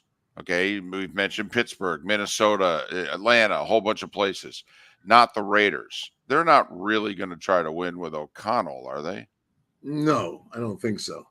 They're going to try to get into the draft and do, as I said, if they love McCarthy, that's a big if. If they do, they know they can't sit where they are and get past Denver and Minnesota. And, you know, if Atlanta didn't work out, maybe them. They know there's enough risk that they're going to have to jump up if they're going to go the rookie way, in my opinion, at this point. I've been watching more McCarthy because the other day I realized I don't know enough to keep opening my mouth about him. It was interesting watching him because I perceived him from television work that he was a fastball thrower, period. But I've seen more from him now. He has not, I wouldn't call it maximum touch pass, but he's better than I thought, and he's got escape skills. So I like Penix, but I think you can get Penix later because people are afraid of the medical part of it. But I do think it drops off pretty quickly. I don't like anybody after Penix. Pat, are you a little concerned that J.J. McCarthy wasn't perhaps asked to do a whole lot, and therefore his tape might not show exactly what? Like, is this a Trey Lance situation, perhaps? Yeah, well, Trey Lance came from a level of competition that's significantly different than the guy who led his team to the national championship. So McCarthy, to me, is in the 4 hole. And then the question is, can the 4th best guy get to our friends over there in Raiderland? I don't know if he can. I don't think he can. So that's why if the Giants don't want him at this point. Now, what do the Giants do? Because their quarterback may not be ready. I think that's an interesting idea and reality for the Giants. You could be thinking Joe Flacco and give him the first 5 weeks of the season while you're waiting for the kid to come back. And Joe's wants to play. And if you told him he could start, I don't know why they're not talking about Russell for a 1-year deal, because Russell needs a place to play in order to reinvent his career. I think he's going to have better choices than the Giants, but I'd be pursuing him. And then there's Minshew. Minshew's my man when it comes off the bench time, and you might need a guy to come in and start the season. What if whoever you pick off the list I just said hits a home run for a few weeks? You might have Daniel Jones sit on the bench for the rest of the year because you can get out of his deal a year from now. If you're the Jags, do you re-sign Ridley? And if you do, you lose your 2nd-round pick in this year's draft. If you don't re-sign him, you're still losing your 3rd-round pick to Atlanta to finish the deal. But, you know, the price tag for Ridley, I mean, which is it? Is it there's not a lot of good free agent wide receivers, but this is an amazing wide receiver draft. Yeah. So the first thing I'd say is let's look at the value of not retaining him because of a draft pick. When you just give up your 3rd and don't have him on your roster, and he was your best receiver, it makes a lot of sense to don't worry about the 2nd. You've got the guy locked up. If he'll do a deal with you that helps you. So I wouldn't get hung up on the draft pick. If he'll do a deal that I think is the right deal, and what your leverage point is not the rest of free agency, your point, it's the draft. So I probably think they're going to make an effort to re-sign him. They're not going to be hung up on the draft pick, but they're not going to go and break the bank because they shouldn't. They should be able to grab a receiver in the draft. But I would not say, oh, giving up the 2nd's the reason I'm not going after him. I think they like him, and I think the quarterback likes him. They're going to be a market for Michael Thomas and Odell Beckham. Beckham's a free agent. Thomas is about to be released. We got about a minute. About the top 25 guys in free agency that are receivers, there's only 2 guys over 30. Odell Beckham, and I think Thomas just cracked the over 30 market too.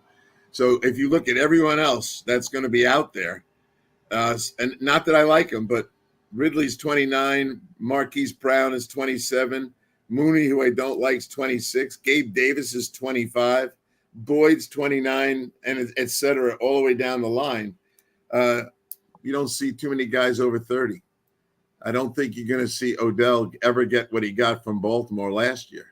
That was to get Lamar re-signed. Speaking of Lamar, the more I watch Jaden Daniels, he's my number one quarterback. I can tell you that. Well, we're swimming in the same boat there. Okay, although I don't know if you can swim in a boat, but I'm going to try it out. Well, my boat at times, yes, you can. He's Pat Kirwan, NFL Radio's Moving the Chains. That's 3 to 7 weekdays. He moonlights with CBS and the NFL Today Show. Pat joining us once again, courtesy of Pinchers. Pinchers from Tampa to Key West and all points in between. Pinchers when you can't fake fresh. Amanda Christovich to talk the Dartmouth story next. Located on the East Trail, locally owned Naples Tiki Bar and Grill is an outdoor eatery next to the Hitching Post Shopping Center. Island-inspired food with a true tiki theme. The best place in Naples to enjoy the beautiful weather in Southwest Florida. The Naples Tiki Bar and Grill offers a great menu for dine-in or takeout. Enjoy our famous pulled pork, huge burgers, and tiki bar cocktails. Don't miss happy hour every day from 3 to 6 and live music 7 days a week. See you soon at the Naples Tiki Bar and Grill, 11498 Tamiami Trail East. The law firm of Michael F. Hornung specializes in criminal defense, DUI, personal injury, nursing home claims, and auto accidents. I'm a former prosecutor with over 34 years of experience. The information I know is information you need to know. If you've been arrested for a DUI, time is of the essence to maintain your driving privileges.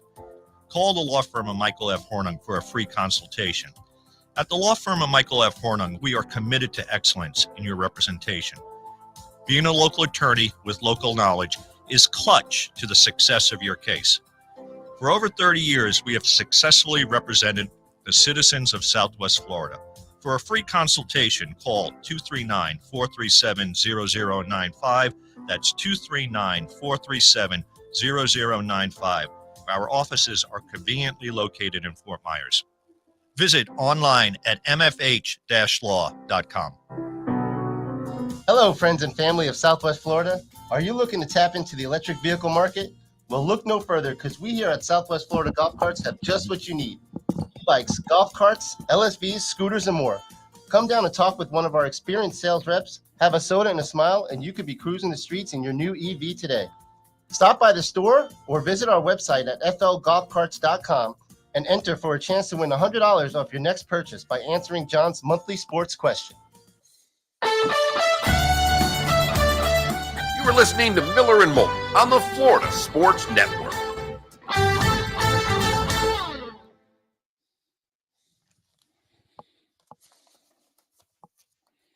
So I can't see the chat room because the computer's in there. So I go in and check it every now and then, and there's some funny stuff going on. Always anything worth repeating? People are chirping my alma mater, saying I look bored. By the way, I'm not bored. I do love this. This is a lot of fun. Calling David a jerk. Yeah, what am I a jerk for? What did I do? What'd you say? Sorry, I had you down for a second. No, I'm curious. What I know, I saw the comment, something about David being a jerk, and then other comments came in, and I'm like, wait, what did I do? I think it was someone said it was because you didn't read any of the chat during the break or something. Oh yeah, because I was probably engrossed in my phone here. My bad. I'm sorry. Usually I'm better. Usually. Today I've been occupied by a couple of things. I apologize. Big weekend on deck for David Moulton. Yeah, doing not a damn thing after having a pretty busy 6 months. Yes. Well earned. I am oofta. That's what I am. I am oofta.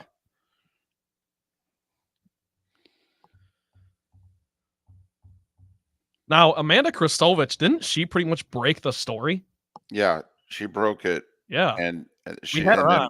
We had her on, and then she was the one who talked about the book that detailed college athletes and their struggles going all the way back to the 80s.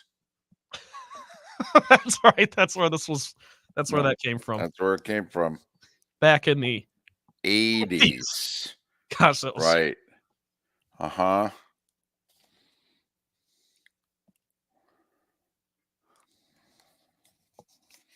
So I assume we're not doing good, bad, ugly today. No. Or today was the day when. I may throw in a couple things. Okay. We can basically just talk about sports gambling for the last entire segment. Hand out some picks. Because Lord knows the world wants my picks. Hey, this week they don't want mine. I'll tell you that.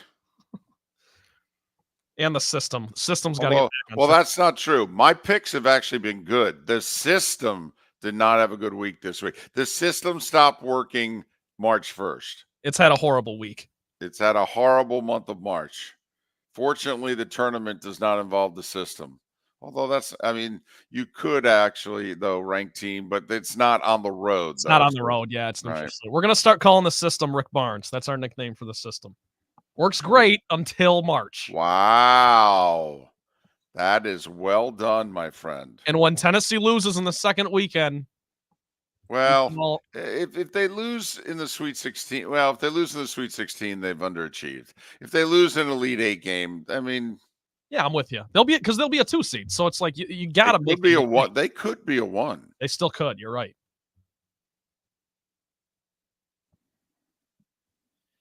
All right, let me call her.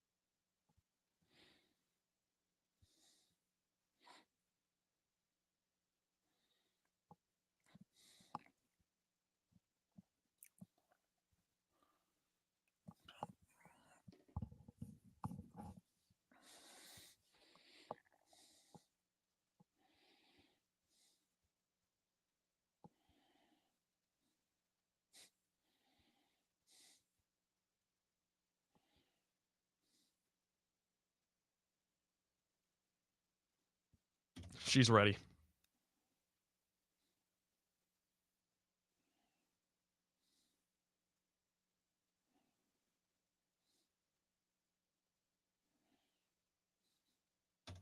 All right, here we go.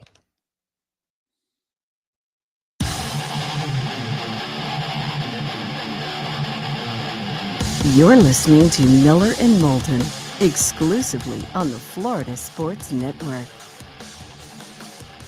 22 minutes until the top of the hour. Then it's time for the Diamond District bonus hour. Thanks so much for being with us. Miller and Moulton, millerandmoulton.com, Miller_Moulton on Twix, as we like to say, Twitch/X.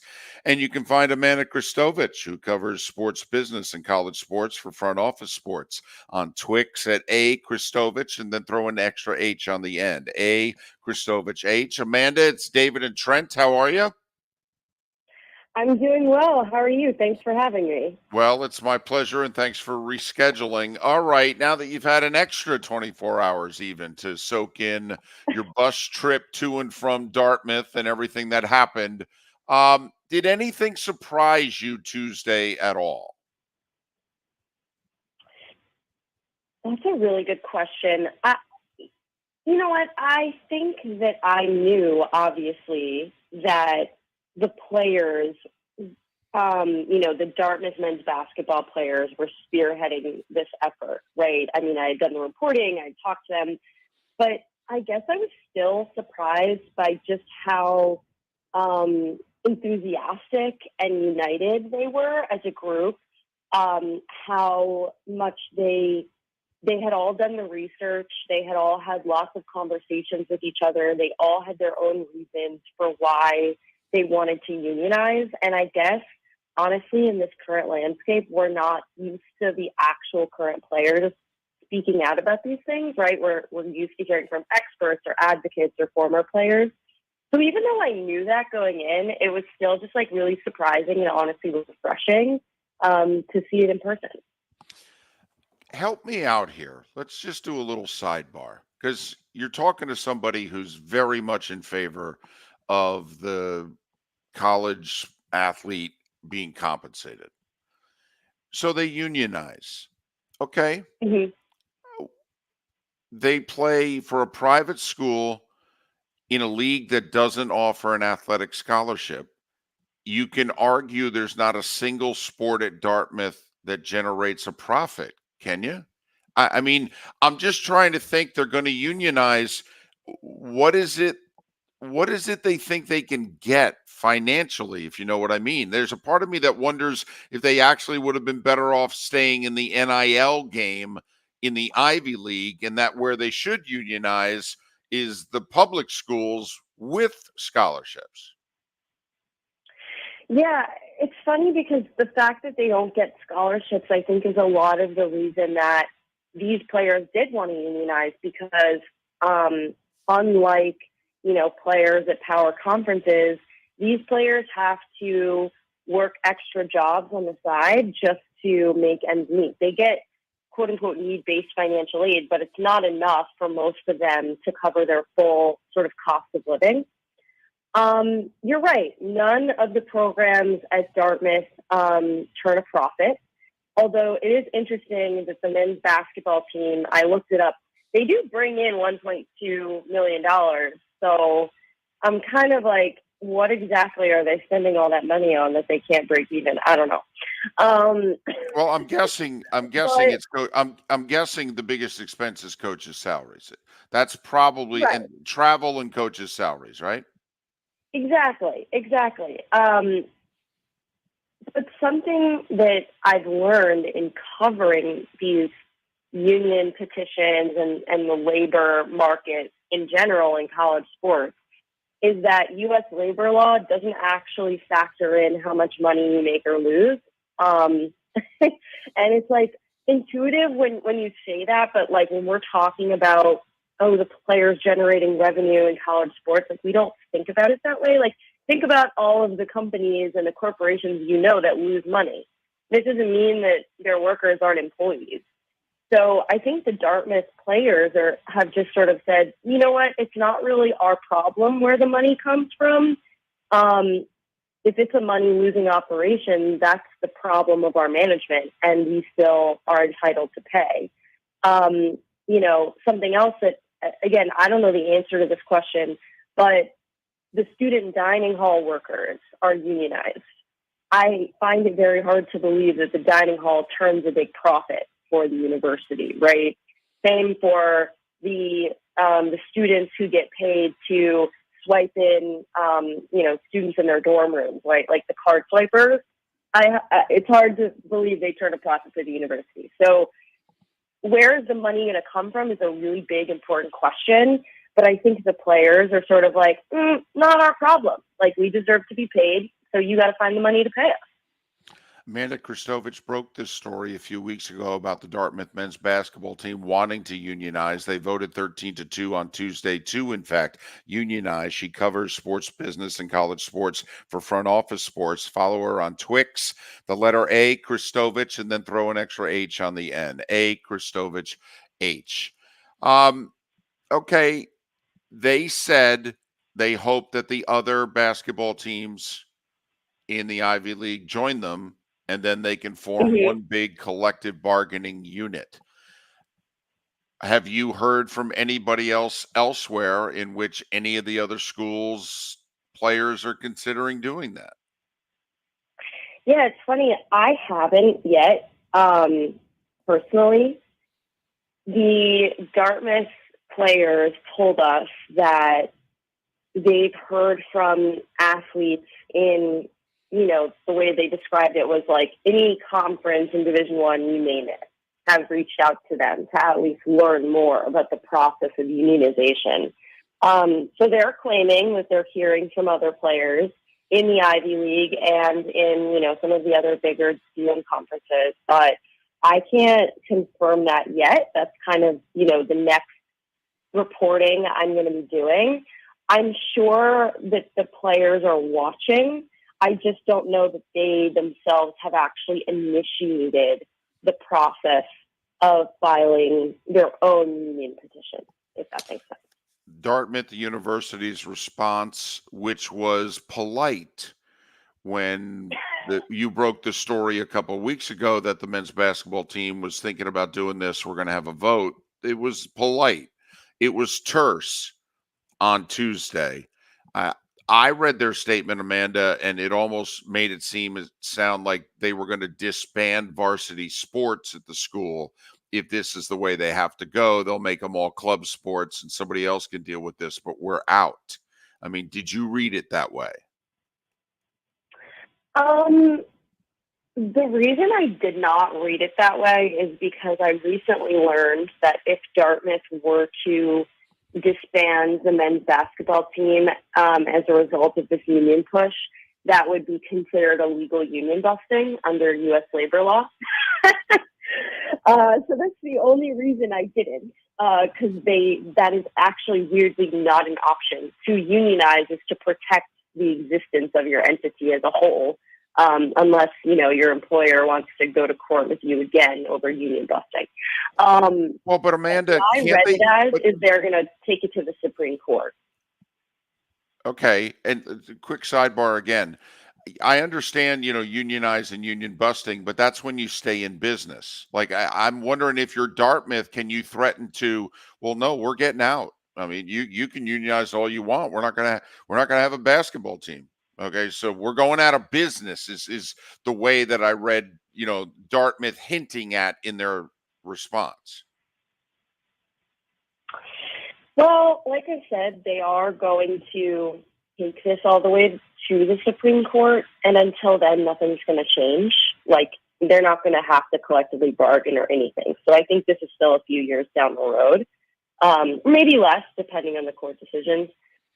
I mean, look, I think you're right that that's maybe sort of a loophole possibility, but I think back to all the teams that schools tried to cut during COVID and the uproar, the lawsuits, the anger from the students, the alumni, the fans over even a men's rowing team being cut. And I just find it hard to believe that it would long-term be in Dartmouth's best interest to get out of sports as a whole rather than try to figure out a way to pay for it to continue. Because keep in mind, a lot of these kids on that campus are athletes, so what happens to the type of student you're attracting when you don't offer a sports program? There's been so much research to suggest that the athletes are often some of the most hardworking students and they bring so much to the campus. I just, I don't know that it's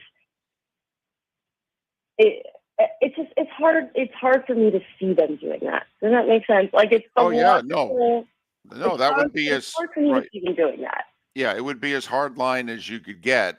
The response, though, was just pretty terse. I mean, it was almost like Charlton Heston in that famous NRA thing when he said, take it out of my cold dead hands. I mean, that was Dartmouth did not handle this vote very well, I think, was the way I read it. So this is going to go into the legal system, and in 2 or 3 years, the Supreme Court's going to handle it. It's funny. This court, I think, is very much on the side of the athletes based on their unanimous ruling a year ago. So now the big athletes decision is California, right? Yes. We have a similar case about the USC football and basketball players. It's not a union petition. It's an unfair labor practice. But if they win, it's kind of the same idea. They get classified as employees. The difference in that case is that the way that the case is being run, it's encompassing the Pac-12 and the NCAA as employers of the athletes. And the upshot of that is that could, if they win and the NLRB finds that is true, the players at public schools could be considered employees under, the NLRB's jurisdiction, which, as you know, Right now, they can't be. So that's like what I'm really looking at. And then, of course, in the meantime, there are like other federal court cases and the Tennessee NIL case, which is, now keeping the NCAA from enforcing its prohibition on pay for play. But yeah, I would say the USC NLRB case is the next big one. Amanda, final question or point. We've jokingly said now, can somebody show me an example of the NCAA winning in court in the last 15 years? I mean, no, Amanda, honestly, I don't know if you're an institution right now, if you're a conference, if you're the NCAA, how can you expect A, the court to be on your side in a case, and B, I mean, the NCAA said it the other day, they're pleading for Congress to take action. I mean, seriously? Congress isn't taking action on anything. Yeah. I mean, that's a rant you don't want me to go on about how can the NCAA expect Congress to get involved with what they're doing when, Congress can't even pass like bipartisan legislation over supporting our allies overseas. I'm not going to get political with you, but Congress is a little busy right now. And yeah, I would agree. As far as these antitrust and labor cases are going, the NCAA is using the same legal arguments that they've used for decades. To their credit, those legal arguments worked 10 or 15 years ago, but they're not working anymore. And yeah, honestly, I have the same question as you. I think the answer is just they're desperate. They have no other option, and they just don't want to reform. They don't want to change, and their membership, by and large, doesn't want them to change either. I think Charlie Baker's quite progressive, actually, more progressive even than he's letting on about these issues. But his membership doesn't want to give up amateurism either. So, like, fighting in court is their only option, even though they know it's a losing battle. Amanda Christovich covers sports business and college sports for Front Office Sports. Follow her on Twix, Twitter/X at A Christovich, and then throw an H on the end. A Christovich H. Amanda, continued success, great reporting on this story, and hopefully we can talk about your next reports down the road. Yeah, thank you so much for having me. I appreciate it. Amanda Christovich, kind enough to join us once again here on Miller and Moulton. It's funny when she said, don't get, you don't want me to get started on a rant. And my thought is, we're a sports talk show. Yeah, If we weren't up against a hard break in about 2 minutes, I think Trent and I both looked at one another like, can we blow out the break? Can we just, let's smoke them if you got them? We'll put our feet up. We're good. Yeah. Plus, not to mention, it's everyone's favorite. It's a political rant. That'd be a lot of fun. Well, yes, it's funny. Miller and Moulton staying away from politics as much as possible. We'll invite Amanda Christovich on. Amanda, what's your Friday political rant? Go. What do you think of Congress? Right. That'll do it along the network. Have a great rest of your day and weekend. The Diamond District bonus hours next. Mark Miller for Molly Maid. Why Molly Maid, you ask? Trust. Moulton was a customer for 15 years. Affordability. Didn't I just say Moulton was a customer for 15 years? Worry-free services. Our professional house cleaners are fully insured and a 24-hour warranty. Call Molly Maids today at 239-774-5839. That's 239-774-5839 or online at mollymaid.com/FTMYERS. That's mollymaid.com/FTMYERS. Located on the East Trail, locally owned Naples Tiki Bar and Grill is an outdoor eatery next to the Hitching Post Shopping Center. Island-inspired food with a true tiki theme. The best place in Naples to enjoy the beautiful weather in Southwest Florida. The Naples Tiki Bar and Grill offers a great menu for dine-in or takeout. Enjoy our famous pulled pork, huge burgers, and tiki bar cocktails. Don't miss happy hour every day from 3 to 6 and live music 7 days a week. See you soon at the Naples Tiki Bar and Grill, 11498 Tamiami Trail East. The law firm of Michael F. Hornung specializes in criminal defense, DUI, personal injury, nursing home claims, and auto accidents. I'm a former prosecutor with over 34 years of experience. The information I know is information you need to know. If you've been arrested for a DUI, time is of the essence to maintain your driving privileges. Call the law firm of Michael F. Hornung for a free consultation. At the law firm of Michael F. Hornung, we are committed to excellence in your representation. Being a local attorney with local knowledge is clutch to the success of your case. For over 30 years, we have successfully represented the citizens of Southwest Florida. For a free consultation, call 239-437-0095. That's 239-437-0095. Our offices are conveniently located in Fort Myers. Visit online at mfh-law.com. Visit Jason and Todd at the Diamond District. If you're in love and thinking about a diamond, you'll want to hear from my friends Jason and Todd at the Diamond District. When purchasing a diamond, you deserve a relaxed, stress-free, and educational experience. You want to have a good time and feel comfortable. You want selection, quality, and value. At the Diamond District, you'll get it all. With our team of non-commissioned diamond advisors, no one's in a rush. We care only about you and making sure your needs and wishes are fulfilled. You'll be wowed by our selection of GIA certified diamonds, stunning diamond bracelets, earrings, pre-owned Rolex watches, exotic ruby, sapphire, emerald, and tanzanite jewelry. There's something for everyone at the Diamond District, and all at the lowest prices anywhere. Jason and I love what we do and are in the store nearly every day. We look forward to shaking your hand and welcoming you to our Diamond District family. Visit Jason and Todd at the Diamond District.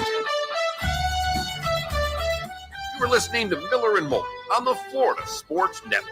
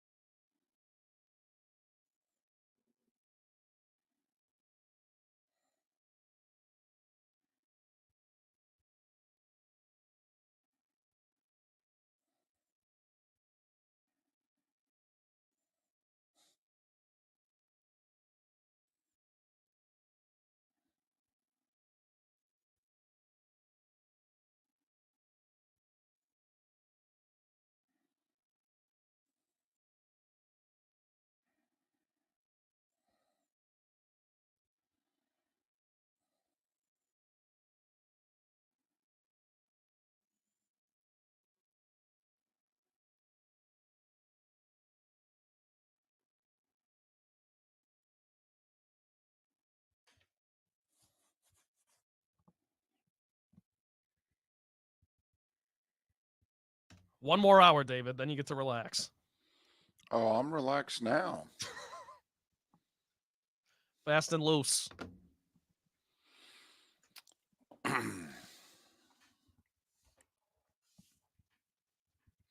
No, goalie, I agree. And Bob and Jake, I mean, that's why the Dartmouth case is interesting. Okay, but it's not mainstream college sports, obviously. And a bigger revenue pool involved in that.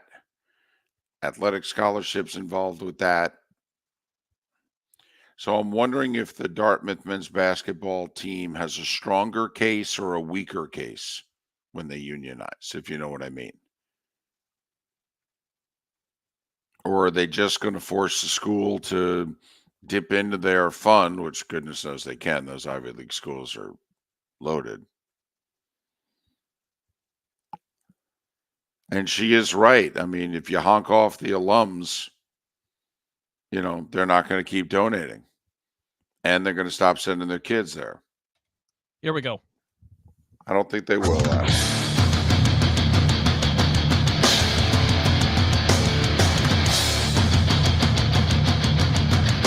You are listening to Miller and Moulton, exclusively on the Florida Sports Network. And now here's Mark Miller and David Moulton. Mark is off until Monday. I have no idea how the member guest is going. I hope that our technical issues yesterday, which caused us to call him at 6 a.m. and actually bring him into the studio, did not impact his golf game. Mark Miller has a built-in excuse for the member guest, and it is the radio show of which his name is on. Not a bad excuse. No, I mean, it's legit. He could say, you all got to sleep in and have a nice breakfast and what have you. I'm getting called in at 6:20, bright and early in the morning. Because there was chaos. And by the way, if you're keeping track at home, we never got on the air yesterday afterwards. So it didn't really work out. But here we are today, 1 hour to go, David. We got to finish strong here. Well, Luke Sloan will join us in 20 minutes. He's covering the St. Pete Grand Prix. I have to admit, I like IndyCar racing. Not a huge road course guy. Okay. The St. Pete Grand Prix, though, for a few years now, they've had no trouble selling tickets. I mean, people are in. They like it. I mean, there's a few things near the start-finish line that I went online and looked. And by the way, it's like $800. I mean, but otherwise, the whole course is, taken care of, at least for seating. So there you go. Luke Sloan will join us covering the St. Pete Grand Prix in roughly 20 minutes time. But it's been a big week. Obviously, next week, final week before the tournament starts. It's also NFL free agency week. 6 hours from now, the NHL trade deadline comes and goes. Figure there'll be a couple of big deals that get made over the course of the next 6 hours. So, and curious how many of you are going to start watching some golf. You got the Bay Hill Arnold Palmer Invitational, whether or not his name on the tournament, and one of those, elevated fields, if you will, where they're making a boatload of money. So everybody shows up, whether or not that gets you to watch the Arnold Palmer this week, and then the Players is next week. So, you got that going on, which is nice. Anyway, so, that's where I am. I'm curious, Trent. I mean, you've thrown in a few questions on some of the interviews and what have you, but most excited thing you're looking forward to this weekend? Arch Madness. Arch Madness. For those that don't know, the Missouri Valley Conference Tournament. It's one of the bigger ones. There's also that hidden narrative, David. We talked a little bit about it with Shane McNichol in the second hour. Will the Missouri Valley Conference get a second bid? Will they get an at-large? Our listeners know where you and I stand on the issue. They know where Mark stands on the issue. I think most level-headed individuals who love the sport of basketball would love to see the Missouri Valley get 2 teams, but a lot's going to have to go right. It could happen, but a lot's going to have to go right. That's what I'm most excited to watch. And I think it was it Barstool Reegs earlier this week on the show that said Arch Madness on CBS on Sunday is his first holy blank moment. March is here. March Madness is here. The madness has begun. Although, David, you could argue that you doing 4 games in 5 days or whatever it was. I just did 3 games that were decided by a total of 9 points. The A-Sun tournament, for all the hype that this show did last week about the small conference tournaments this week, the conference that FGCU is in, the A-Sun, the tournament's been amazing. Their format is different than almost every other conference, and a lot of people make fun of it, but you can't argue with the results that they're getting. I Right. mean, they've literally only had 2 games that were not absolutely enthralling to the end. One of them was FGCU. Queens kind of armbarred them. I think the final was 6, but the Eagles just couldn't put the ball in the ocean. You just didn't get a sense down the stretch. I mean, I think they cut it to a 1-possession game with a couple minutes to go, but they were just so bad offensively that night, except for one player, that that game didn't have a ton of juice to it. It was close, but it wasn't enthralling. And Stetson in their first game in the second half kind of kept Queens at bay as well. But every other game has been amazing. I mean, I just did 2 games back to back that literally came down to the final shot. And that's all you can ask for. Exactly. That is all you can ask for. I don't want to hear about, I mean, unless it's your team and you're rooting for Duke or something. Now, obviously, you want them to win by 30, but come on. I mean, usually as sports fans, we're pretty spoiled this time of year. It just seems like, madness, magic, whatever you want to call it. It seems like these mid-major tournaments are really the beginning of the delivery. And this year, David, to your point, the small, the 1-bid leagues, those have delivered as well. So there's a young man who I don't know who took to X, and he's clearly a Stetson alum. And he sent out a post that said, and that's after Stetson won at the buzzer last night, well, close to the buzzer, 4.3 seconds ago. They hit a 3. They came back from 10 down late and won 88-87, and they're going to host the conference championship game on Sunday. They've never been to the NCAA tournament as a Division I school. The last time they made an NCAA tournament was during the Nixon administration, and that was when they were D2. And he sent out a post, Trent, and you could relate to this, unfortunately, in a way, since you're of similar age. He said shortly after the game, "I'm as happy now as I was when they told me I was cancer-free." Oh, that's great. Now, that's a little, you want to just slap them in the face and say, snap out of it. But also, it is the power of sport. It is also the magic that this tournament, which really begins this week. I mean, when you're playing winner-go-home games in your conference tournament, isn't that essentially the same as the NCAA tournament? I mean, for a lot of schools, for the overwhelming majority of the 360 or so Division I schools, their NCAA tournament essentially began March 1st or 2nd. And so, it's troubling and it's euphoric all at the same time to see a post like that. Like, wow. To think that shot, that game, that win is giving you this much joy. And David, you know as well as anyone, because you got to cover the Dunk City run that put Florida Gulf Coast, turned them into a household name as far as low major college basketball goes. Like, that was a huge deal for this community and these fans.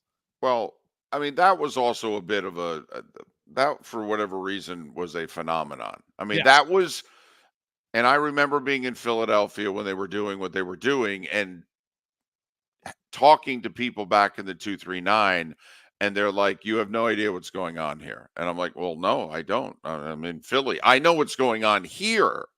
And believe me, the people of Philadelphia were losing their minds.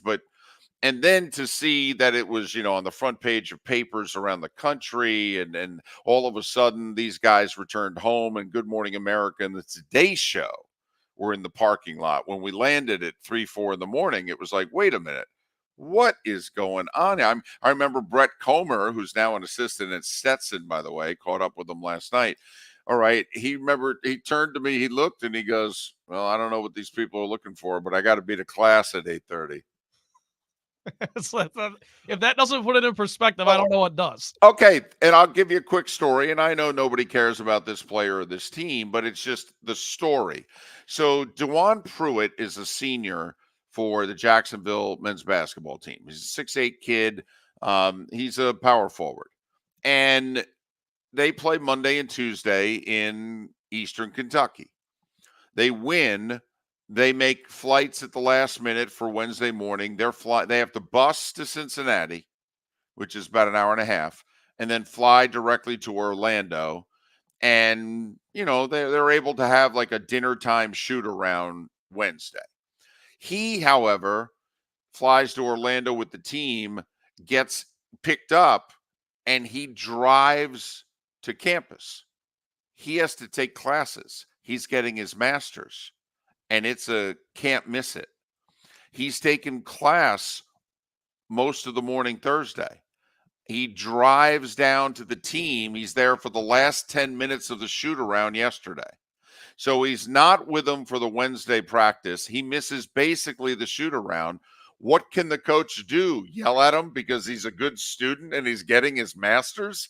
Hey, we got an ASUN semifinal tonight. So he said to me, he goes, I have no idea what we're going to get out of him. Well, it turns out he scored 12 points with 5 rebounds. I mean, he was terrific.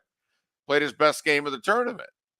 Yeah, this is your reminder, and every now and then you get stories like that, but it's your reminder that it puts everything in perspective. Like, not everyone goes to school for basketball, right? Like, and this tournament's awesome because you see like the UMBCs from a couple of years ago that beat Virginia.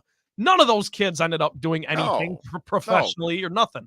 Well, it's funny. I mean, there's like 5 of the FGCU guys who played professionally. I mean, none of them played in the league, but they played professionally. The morning of their Sweet 16 in Dallas, when they're going to take on the Gators, I remember saying to Andy Enfield and the coaching staff, where the hell are the guys? And they pointed down the hall. And I walked down the hall. I opened up the room. Huge conference room, study hall. There they are, noon, 1 o'clock. They had just gotten back from the shoot around. They come back, and before they take their nap, they're doing 2 and 3 hours of schoolwork. Then they're going to go up, take a nap. FGCU was the late game, so they could take a mid-afternoon nap and then head on over to Jerra's World. And, I mean, here it is. It's, the Friday. I mean, and I literally turned around and I looked, and the university president, Dr. Bradshaw, had a huge smile on his face, like, that's right. That's the university I'm president of. Those are my guys right Right. there. And that team in particular, that Dunk City run that you covered, you got a front row seat for, that team walked so that all these other teams could run. And you could argue that team ran pretty darn good by themselves. But it seems like ever since that happened, now you've seen a couple 16s beat a 1. You've seen 15s beat 2s, multiple. It is true that, there had been a drought of major upsets. And in the last 12 years, we've seen, FGCU became the first 15 to make the Sweet 16. Well, now we've had 2 others make it and 1 go to the Elite 8. We've had 2 16s take down a 1. I think it also shows where we are as a sport. So in the last 12 years, if you think about it, we've had 3 15s go to the Sweet 16 and 1 go to the Elite 8, and 2 16s win a game.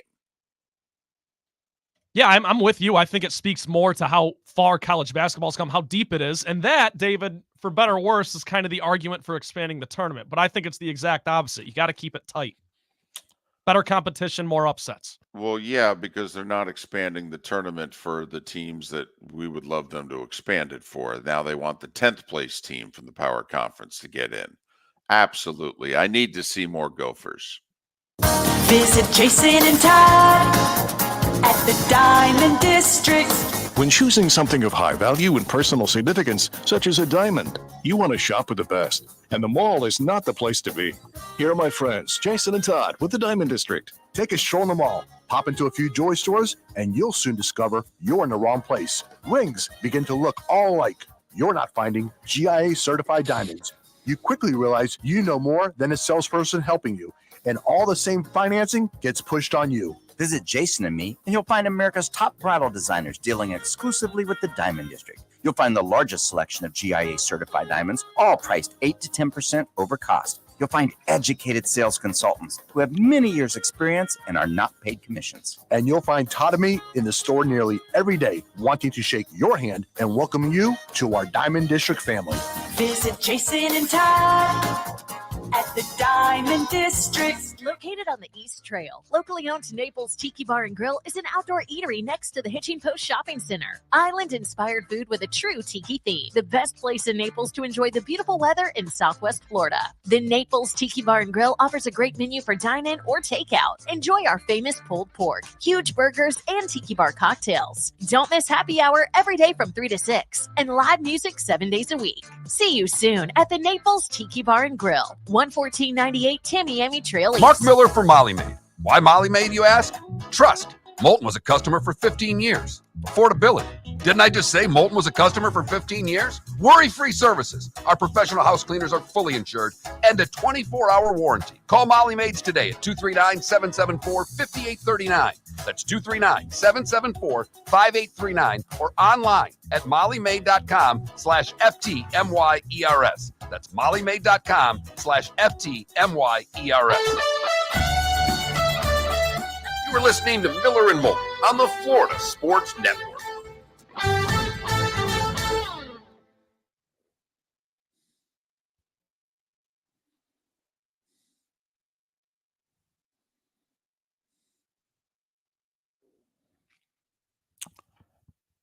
So who's he covering it for? Is it WWJ? Yes. Which is really random, but I mean, it's big in Detroit. Well, they do have the Grand Prix. Right. Auto racing in Michigan's kind of a thing. They kind of like their cars in Detroit. They sure do. He's also at the track right now, so there's a chance it's going to be like loud, and if it's unlistenable, just feel free to just cut it short. Well, that's great. That's what I thought That's too. what we want. Yeah.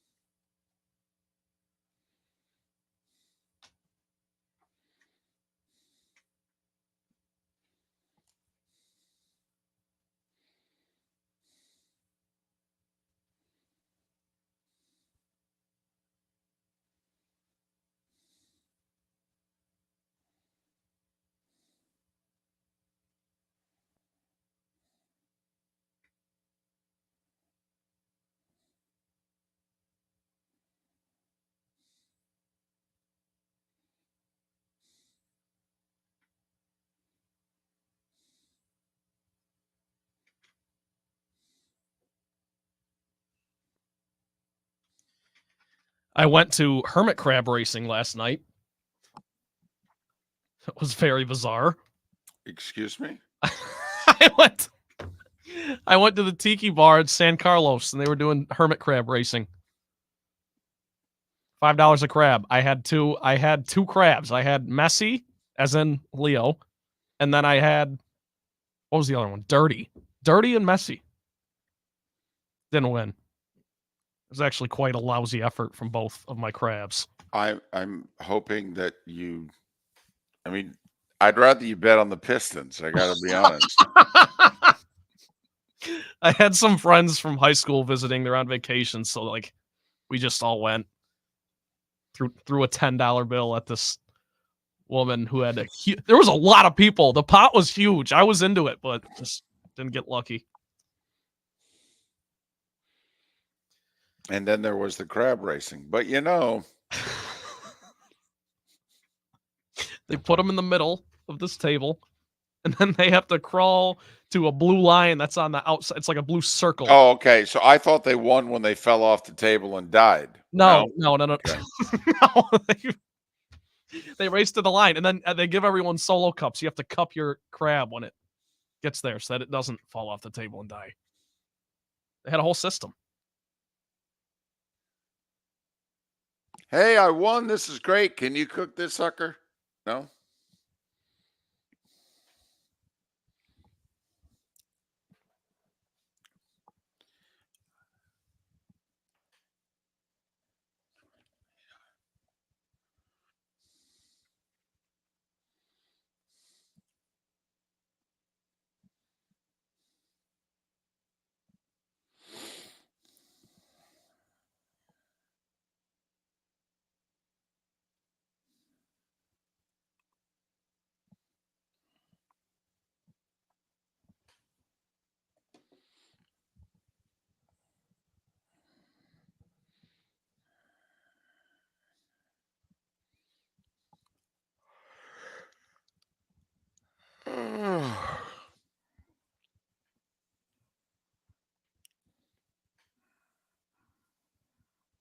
Locked and loaded. Good. I hope they're flying by in the background. No, there's always a lot of talent, a lot of scenery as SEC me. Here we go. Welcome to the bonus hour, brought to you by Jason and Todd at the Diamond District. And now, here's Mark Miller and David Moulton. 21 minutes past the hour. No Mark, so no good, bad, and ugly. Maybe a little what's on tap and a little bit of today was the day when, but no good, bad, and ugly. Sorry, it's just Trent and I. You can determine which one of us is good, bad, or ugly and do that on your own. And please keep it to yourself. Luke Sloan will join us live from St. Pete, where he's covering the Grand Prix. Luke, you live and work in Detroit. What the hell are you doing covering the Grand Prix in St. Petersburg? Well, you know what, David, Trent, thank you both for having me this morning. It's a beautiful day here in St. Petersburg. Our laps are already being turned, as you can probably hear behind me. The Detroit Grand Prix is, our IndyCar event that comes around annually right after the Indy 500 every the first weekend of June every year. And there's already a lot of excitement about it in Detroit. So we decided to channel a little bit of it and come down here early and talk to some drivers and see what's going on. Luke Sloan, by the way, works for WWJ and 97.1 The Ticket in Detroit. You can follow Luke on Twix, Twitter/X, at Luke Sloan _7, Luke Sloan _7. So, Luke, you're at the track today. What's the vibe? Just simple question to start. It's a really good vibe, Trent. There's a lot of excitement. This is the opening race of the year for IndyCar, and it's almost like a going back to school type feel. Everyone's saying hello after a big, long off season. And for IndyCar, it was, a pretty drama-filled off season, a lot of driver movement, a lot of new faces on new teams. And it's a great vibe. I think the city of St. Petersburg really embraces this event. It seems like the community loves being involved. Just a couple days ago, the mayor raised a checkered flag outside City Hall. And, there was a party downtown last night with some drivers to kind of kick off race weekend. So I think that, this is something that people around here mark their calendars for every year. And, I say that from a neutral perspective. And, it's 9 a.m. and the track's already packed and tons of people are super excited about this. There might be some people playing hooky from school or work today, but hey, we'll take it because it's a beautiful day here to race some cars. It is the Firestone St. Pete Grand Prix. It is the 20th anniversary of the race. Bon Jovi, I believe, is the celebrity starter on Sunday. Listen, NASCAR's got some momentum in the last couple years. The younger generation has finally taken hold, and they seem to have a pretty good thing going. We know what's happened with Formula One, even though the races are dreadfully boring right now. But we know what's happened to F1 in America, never mind worldwide. Let's talk IndyCar. All right. Is it still just the Indy 500 and nobody's paying attention to the rest of the series? Or does the series have a little something going? And the word, Luke, that Fox may take over IndyCar a year from now, I saw as a good sign. I think that what Roger Penske has done for this series in his time in charge the last few years has been really instrumental. I think, obviously, like you mentioned, David, the 500 is going to grab most of the attention, and rightfully so, because it's the crown jewel of the calendar every year.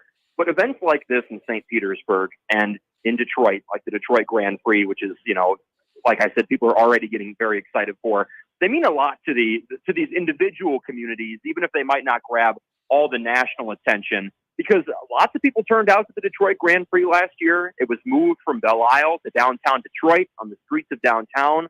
I think that drove attendance. And people love these street courses like in St. Petersburg here, because it really creates a lot of buzz. Restaurants, bars are in walking distance from the track, super accessible to just park and walk in. And I do think the series is really healthy right now. There's a great energy around the garage right now. Everyone speaks so glowingly of Roger Penske and his influence. And, I think right now that this is something that's on the rise, in my opinion. Luke, if you use the Hard Rock Bet app, which I am very active with, as David well knows, Patricio Award, excuse me, currently the betting favorite to win the Firestone Grand Prix of St. Petersburg. Have you talked to any of the big dogs that are kind of towards the upper echelon, if you will?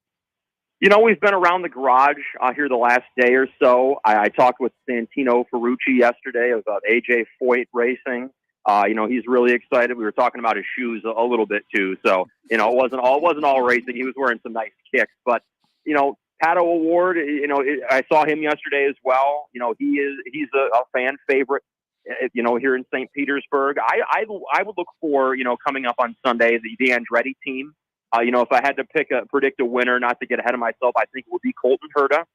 It was a big offseason for Andretti, bringing Marcus Ericsson over from Chip Ganassi Racing.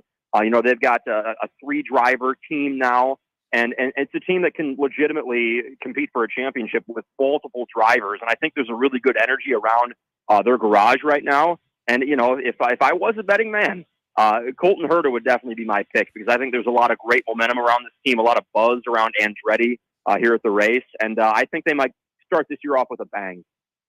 And for what it's worth, Colton Herta on the Hard Rock app, plus 1,200 to win. So if you agree with Luke, hey, that's pretty good value right there. put a shekel on it.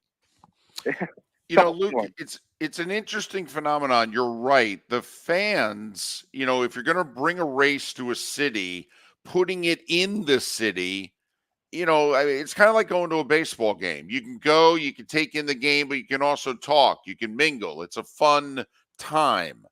But from a spectator standpoint, I mean, oval racing is a lot more exciting than road course racing, isn't it? I mean, it's a fascinating phenomenon, Luke. You get more people at a road course race outside of the Indy 500, and you could potentially make more money. But in terms of television ratings, we love our ovals more than we love our road courses. You know, I'm with you as well, David. You know, I'm partial to Iowa coming up later.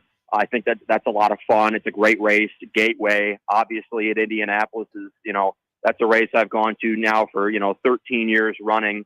That's one of the things that makes IndyCar so diverse is, you know, as opposed to NASCAR, where, you know, I know that they're starting to dip their toes into different pools when it comes to road and street courses, but, you know, it's oval pretty much all the time. With Indy, you know, they really pride themselves on a diverse slate of ovals, road courses, street courses. And, you know, talking about your point and the accessibility, you know, the cars are off track now, but as I stand here, you know, I'm surrounded by, you know, beer tents and food, and people are already, you know, milling around it, enjoying it, merchandise tents. You know, it almost feels like, you know, it's a race and it's a carnival, and you can walk about, you know, 5 minutes, you know, just to my left, you can be downtown and you can get a drink and stuff. And it's a real festival-like atmosphere, like almost like a, you know, like a kickoff. Yeah, it's great as a spectator event, and it's great for the city and the economy, and yet it's probably not as good a television product. And it's funny because most every sport caters to television over everything else. Well, Luke Sloan, WWJ 97.1 The Ticket in Detroit, kind enough to join us live from the St. Pete Grand Prix. Hey, enjoy the weather. Enjoy the weekend. Thanks so much for making time for us, and hopefully we can talk soon. And please say hi to David, John Bon Jovi for me if you see him. Hey, absolutely, Trent. I'll pass along your best to him. But Trent, David, really appreciate a couple minutes this morning. It's beautiful. Very happy to be here in Florida. Thank you both so much. Luke Sloan, kind enough to join us. Say hello to John Bon Jovi for me. Are you not a Bon Jovi fan? I'm from Jersey. It's a requirement for citizenship to be a Bon Jovi fan. Yes. I mean, first you have to be a Sinatra, then Springsteen, then Bon Jovi. Yes, that's the big three. Fair.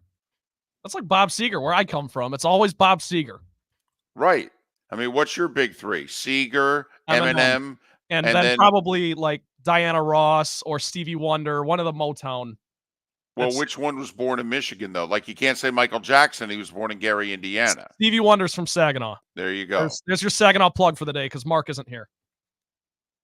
So Stevie Gold, Eminem Silver. I mean, plus Stevie came first. So right. I mean, Stevie and then Seeger and then probably Eminem in that order. And Probably. That's the then medal you're stand. then you're allowed to have Michigan citizenship. See, that's how it works. We'll do the Florida quiz during the break. Visit Jason and Todd at the Diamond District. Hi, I'm Jason. And I'm Todd with the Diamond District. I believe in complete transparency. If you're shopping for diamonds in Naples, you're paying too much. If you're shopping in the Cape or Fort Myers, you also won't see the selection you deserve to have. If you're online, there's no human connection, and you won't know if your diamond is beautiful or not until it shows up in the mail. Just because it's GIA certified doesn't mean it's brilliant. There's so much more to a diamond than its cut, color, and clarity that makes it beautiful. Visit us at the Diamond District for a non-commissioned and educational presentation and quit paying more in Naples or buying blind from the internet. The Diamond District has the rarest diamonds from half carat to 10 carats. You won't find a bigger selection or better value. And you won't find a better buying experience. Jason and I are in the store nearly every day, and we look forward to shaking your hand and welcoming you to our Diamond District family. At the Diamond District. Mark Miller for Molly Maid. Why Molly Maid, you ask? Trust. Moulton was a customer for 15 years. Affordability. Didn't I just say Moulton was a customer for 15 years? Worry-free services. Our professional house cleaners are fully insured and a 24-hour warranty. Call Molly Maids today at 239-774-5839.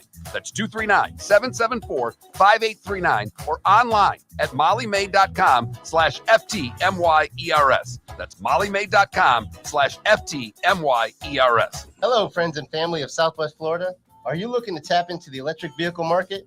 Well, look no further because we here at Southwest Florida Golf Carts have just what you need. E-bikes, golf carts, LSVs, scooters, and more. Come down and talk with one of our experienced sales reps, have a soda and a smile, and you could be cruising the streets in your new EV today.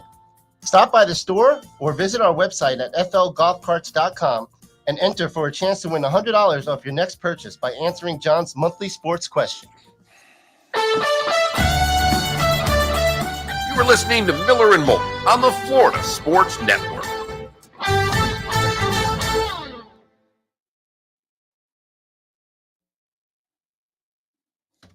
Adam in the chat room. It is Colton Herta. Correct. Plus 1,200 right now. 1, 2, 3. Fifth best odds.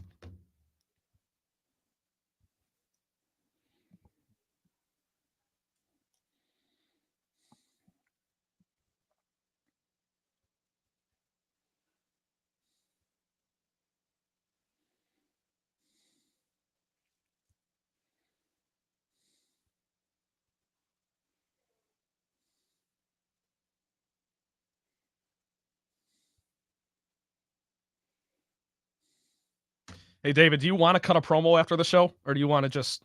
Yeah. Okay. By the way, we're going to have to redo a lot of the stuff that plays, right? Because it says Florida Sports Network. Yeah. Because maybe next week I can get working on that for you guys. Well, also, I think Mark and I talked about it briefly. I'm not sure if we may want you to revoice all of it. I'd do it in a heartbeat. Sonny, yeah, unfortunately, the signal, listen, the Beasley stations suck and the equipment sucks. Okay. But we're. Bada bing, bada boom. Yeah. If we had elsewhere, we'd go. And we may have to anyway. So I don't know what to tell you.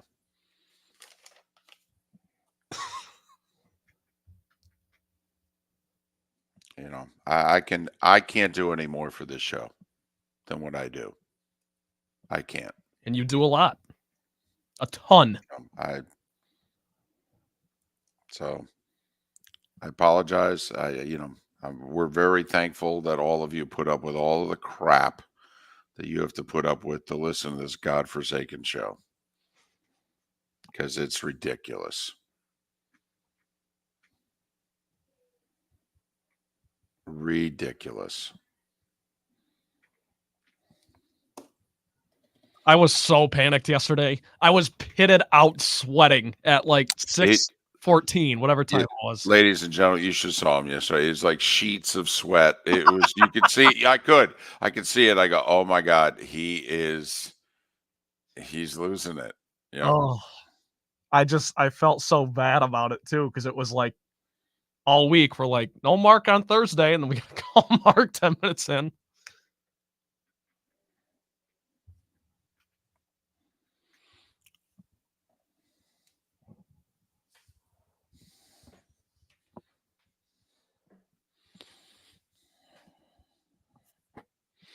So I'm meeting with the Jacksonville people who are gonna, in theory, air our show beginning next month. Okay, So I meet with them at 1:00 today. cool. You do like a video, or do you just call them? Is it like this? Like, is it a video chat? No. Oh, you're meeting with them because you're in Yeah. Jacksonville. Duh. Yeah. Okay. Very nice.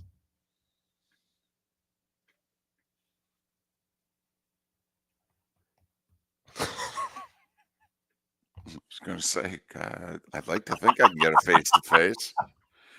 I mean, I don't know if it helps our cause with me meeting them face-to-face. It's probably would be better for us if I did it via Zoom. But no, they're going to get the full enchilada here.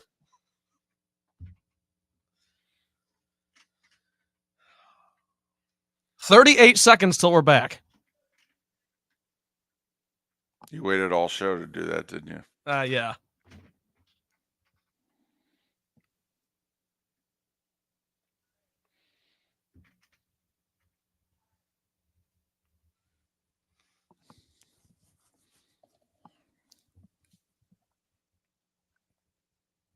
By the way, everyone that came in yesterday trying to help, it was just, they meant well, but I was like, guys, that's not what the problem is. I know that's not what the problem is.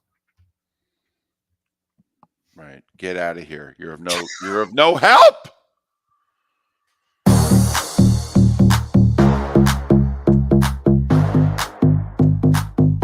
Welcome to the bonus hour, brought to you by Jason and Todd at the Diamond District. And now, here's Mark Miller and David Moulton. 22 minutes until the top of the hour, 16 until we're out of here. Mark will be back on Monday. No, really, he will. He is contractually obligated to be back on Monday. He was not contractually obligated to come in yesterday at 6:15. But he did. No, he did reluctantly. Don't question anyone's dedication to the show. No, he pondered the situation, looked over everything. He goes, nope, you got everything where it should be. Don't know why it's not working. Okay, I got to go. You should have heard him on the phone. It was like a huge sigh, and he goes, all right, I'm coming in. I'll be there. Yeah. I will say he lives a mile away. Yeah, right. Yeah. I mean, and if he catches the light, it would take him 3 minutes. In fact, he could probably get here quicker by golf cart because he can come in the back way and not even worry about the light. But all right, we don't do a good, bad, and ugly when Mark's not here because that's his thing. But I will nominate a story, and then we can all decide if it is the good, the bad, or the ugly. So the Marlins have announced kind of their procedures for fans and what fans are allowed to bring to the stadium this year. They're allowing flags. They're allowing drums. They're allowing any and all musical instruments. That's going to go well. They're not allowing pots and pans. They might as well. That's in the Thank you. percussion section. Thank you. Okay. Thank you. Now, I'm sure, they talked to lawyers and lawyers said, no, we can get sued. Somebody could hit somebody in the head with a frying pan. No. But, that's why Bat Day has largely disappeared, Trent. I feel badly for you and your generation. There was a time in which, I got a bat from a Mets game in the 70s on Bat Day. A bat. then it started becoming like an 18-inch thing that Mini they bat. gave you. Right. Okay, this is cute. Okay. No, a bat. Right. That's in the 70s when the country was high on cocaine and they handed out weapons to 50,000 people who came to the ballpark and everything was fine. If that doesn't tell you how sick the world is these days, I don't know what does. So, but not to be negative. Go ahead. So anyway, flags, drums, and any and all musical instruments, no pots and pans, however. So they'll allow a party, but only to a point. How many complaints are they going to get at the ballpark this year? This Yahoo 2 rows back is distracting me. He's ruining my game day experience. Get him out. First off, Trent, if you're the Marlins, you would love to have complaints because that means you have people at the game. In the stands. Yeah, right. And literally, if I were the Marlins, I would say to the person complaining, yeah, we're thrilled they're here. If I were you, I'd move. I'm sure there's good seats available nearby. No, seriously. Yeah, that Yahoo who you can't stand is drawing a lot of attention, and he's good for our product right now. Hate to break it to you. I mean, just move the section to your left. I mean, I don't know what to tell you. Can I get you a free hot dog? How about a Cuban? Okay, they're really good. I will say the food at Marlins games is incredible. You'll love it, Trent, when you go this year. The concourse, great views of the game for every place on the concourse. It's actually a nice little stadium. I mean, it really is. I wish they opened the roof more. Particularly in April and early May, but and you got a beautiful view of the downtown in the background. I mean, I like it. Well, so I guess we know what we're going to ask David Sampson about on Tuesday. We're going to ask him why pots and pans are not permitted at Marlins games. But also, if you think about it, I mean, clearly the Marlins, because they've had the World Baseball Classic there, and they just had another baseball event there, the Copa, I think it was baseball. Okay. And clearly the international crowd behaves differently. They're a different kind of rowdy. They're a different kind of celebratory. They play instruments, they wave flags, and clearly they're trying to encourage people to come to the ballpark and have more fun. Well, here's what I'm wondering. When the Astros come this year, do you at least allow garbage cans? David, that is a great point. I know it's outdated. They cheated in 2017. They got penalized in 2019. I know it's outdated. It's like somebody showing up to the party going, those were big in the 90s. Okay. But I'm just wondering if you're the Marlins, do you just say, you know what? For this 3-game series, bring your garbage cans. Go to Lowe's and Home Depot and knock yourself out. You show us a receipt, you can bring it in the stadium. I love that idea. Give the people what they want. You want rowdy? Let's get rowdy. Cheaters. So banging twice. It's going to be a curveball. Arch in the Twitch chat room says we need to move on. Okay. All right. You're probably right. No, you're right. Besides, they came back. They won a legit World Series on their own with Dusty. No, you're right. But I have to admit, I like a good party. Yeah. That's why I want to go to a World Cup match that doesn't involve the USA. Honestly, I just want to see. You're going to get to. Yeah, I hope so. I hope so. I really do. All right. Today was the day when. I got 2 things for you. It was on this day in 1971. Ali Frazier fought for the first time. Ooh. Fight of the century. Madison Square Garden. Ali really good in the very early rounds. Frazier dominates the middle rounds on all 3 judges' cards. He's up 6 rounds to 2 after 8 rounds. Ali has a good 11th and 12th, but Frazier dominates 13-14 and knocks Ali down in the 15th, wins a unanimous decision. That was a big one. besides the cultural divide with the Vietnam War going on, and Joe Frazier was the pro-troops, pro-war, and Ali was obviously as somebody who lost his heavyweight title for 3.5 years and barred from the sport because of his refusal to agree to be drafted. You knew what side and what support Ali had heading into the fight, but also both guys undefeated. Both guys argued they were heavyweight champions, even though Ali had been stripped of his heavyweight titles. So both undefeated, both Olympic champions, both either current or former heavyweight champions. Never mind the specter of Vietnam in March of 71. Kind of a BFD. Both of them were in their own way. It's funny. It was a good fight. It really was. It was a good fight. I don't think it was the third fight. I don't. The third fight, Ali, Dr. Ferdy Pacheco was right. Ali should have retired after the third fight. I mean, and Ali even said it afterwards. He goes, "If I don't know what death feels like, but it's got to feel like this." I mean, there was no sense. And Frazier hardly fought afterwards, and Ali fought, unfortunately, for years. But the third fight, I'd contend that's as good a heavyweight fight as there's ever been. But Ali Frazier won today in 71. And Trent, don't know if you would have been a fan. My wife was.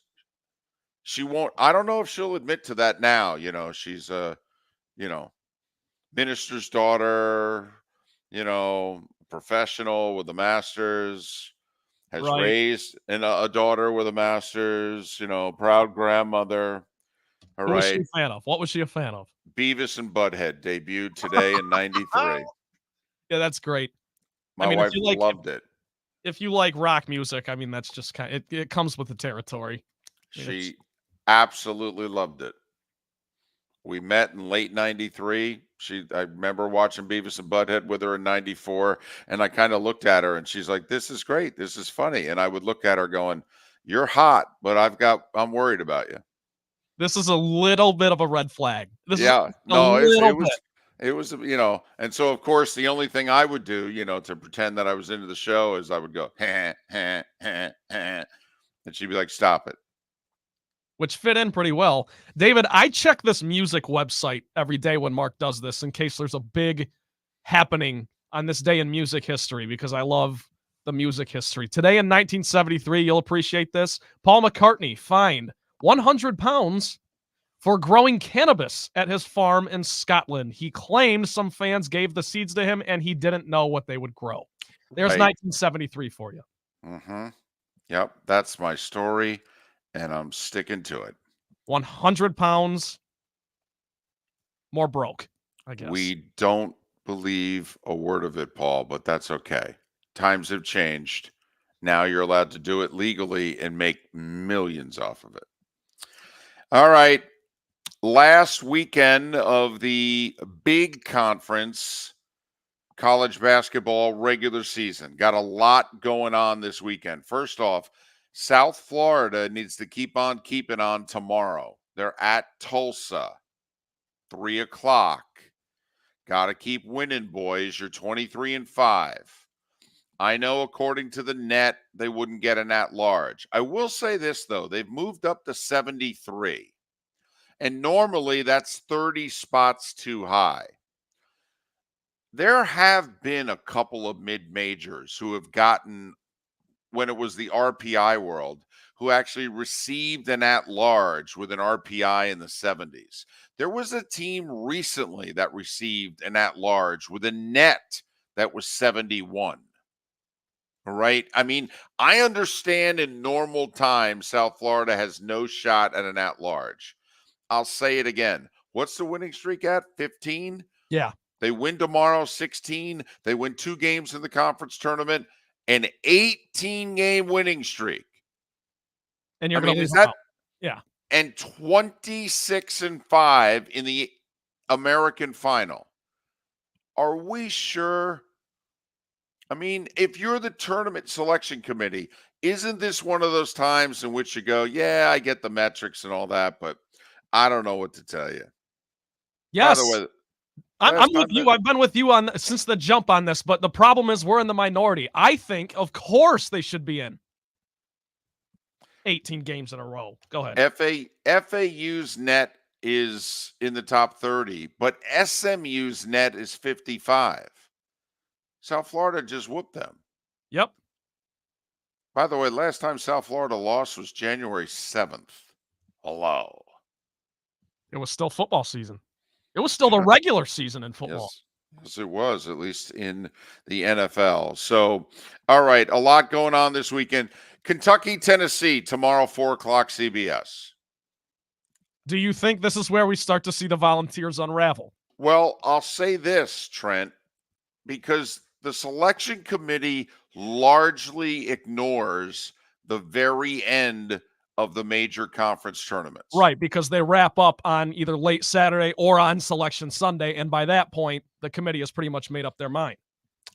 I think Tennessee, think about their last week and change. They went to Alabama and won. They went to South Carolina and won. That's a top 20 team. Now they're hosting Kentucky, who's on a bit of a roll. If Tennessee beats Kentucky Saturday, unless they absolutely bomb out in like the quarters of the SEC tournament, they'll be a 1 seed. I think Tennessee with a win tomorrow at home against Kentucky is a 1.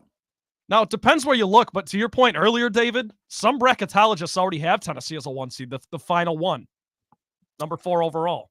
Duke, Carolina tomorrow night, 6:30, both in the top 10. Both are 24-6 on the season. Carolina won the first matchup in Chapel Hill. Now they'll do it at Duke. And going to throw this out there tomorrow night. Pay attention to the Arizona at USC game. USC's healthy. Took the whole season. They're finally healthy. The freshman high school All-American combining with the all Pac-12 shooting guard, they're starting to play well. This could be an early Pac-12 tournament game also. If you're looking for one of those, because USC's got a losing record. If you're looking for a team who could be a huge power conference bracket buster team, keep an eye on USC.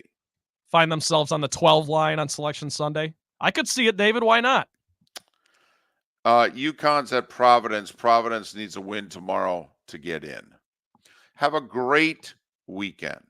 Thanks so much for listening. Mark will be back on Monday. It's Miller and Moulton. The law firm of Michael F. Hornung specializes in criminal defense, DUI, personal injury, nursing home claims, and auto accidents. I'm a former prosecutor with over 34 years of experience. The information I know is information you need to know.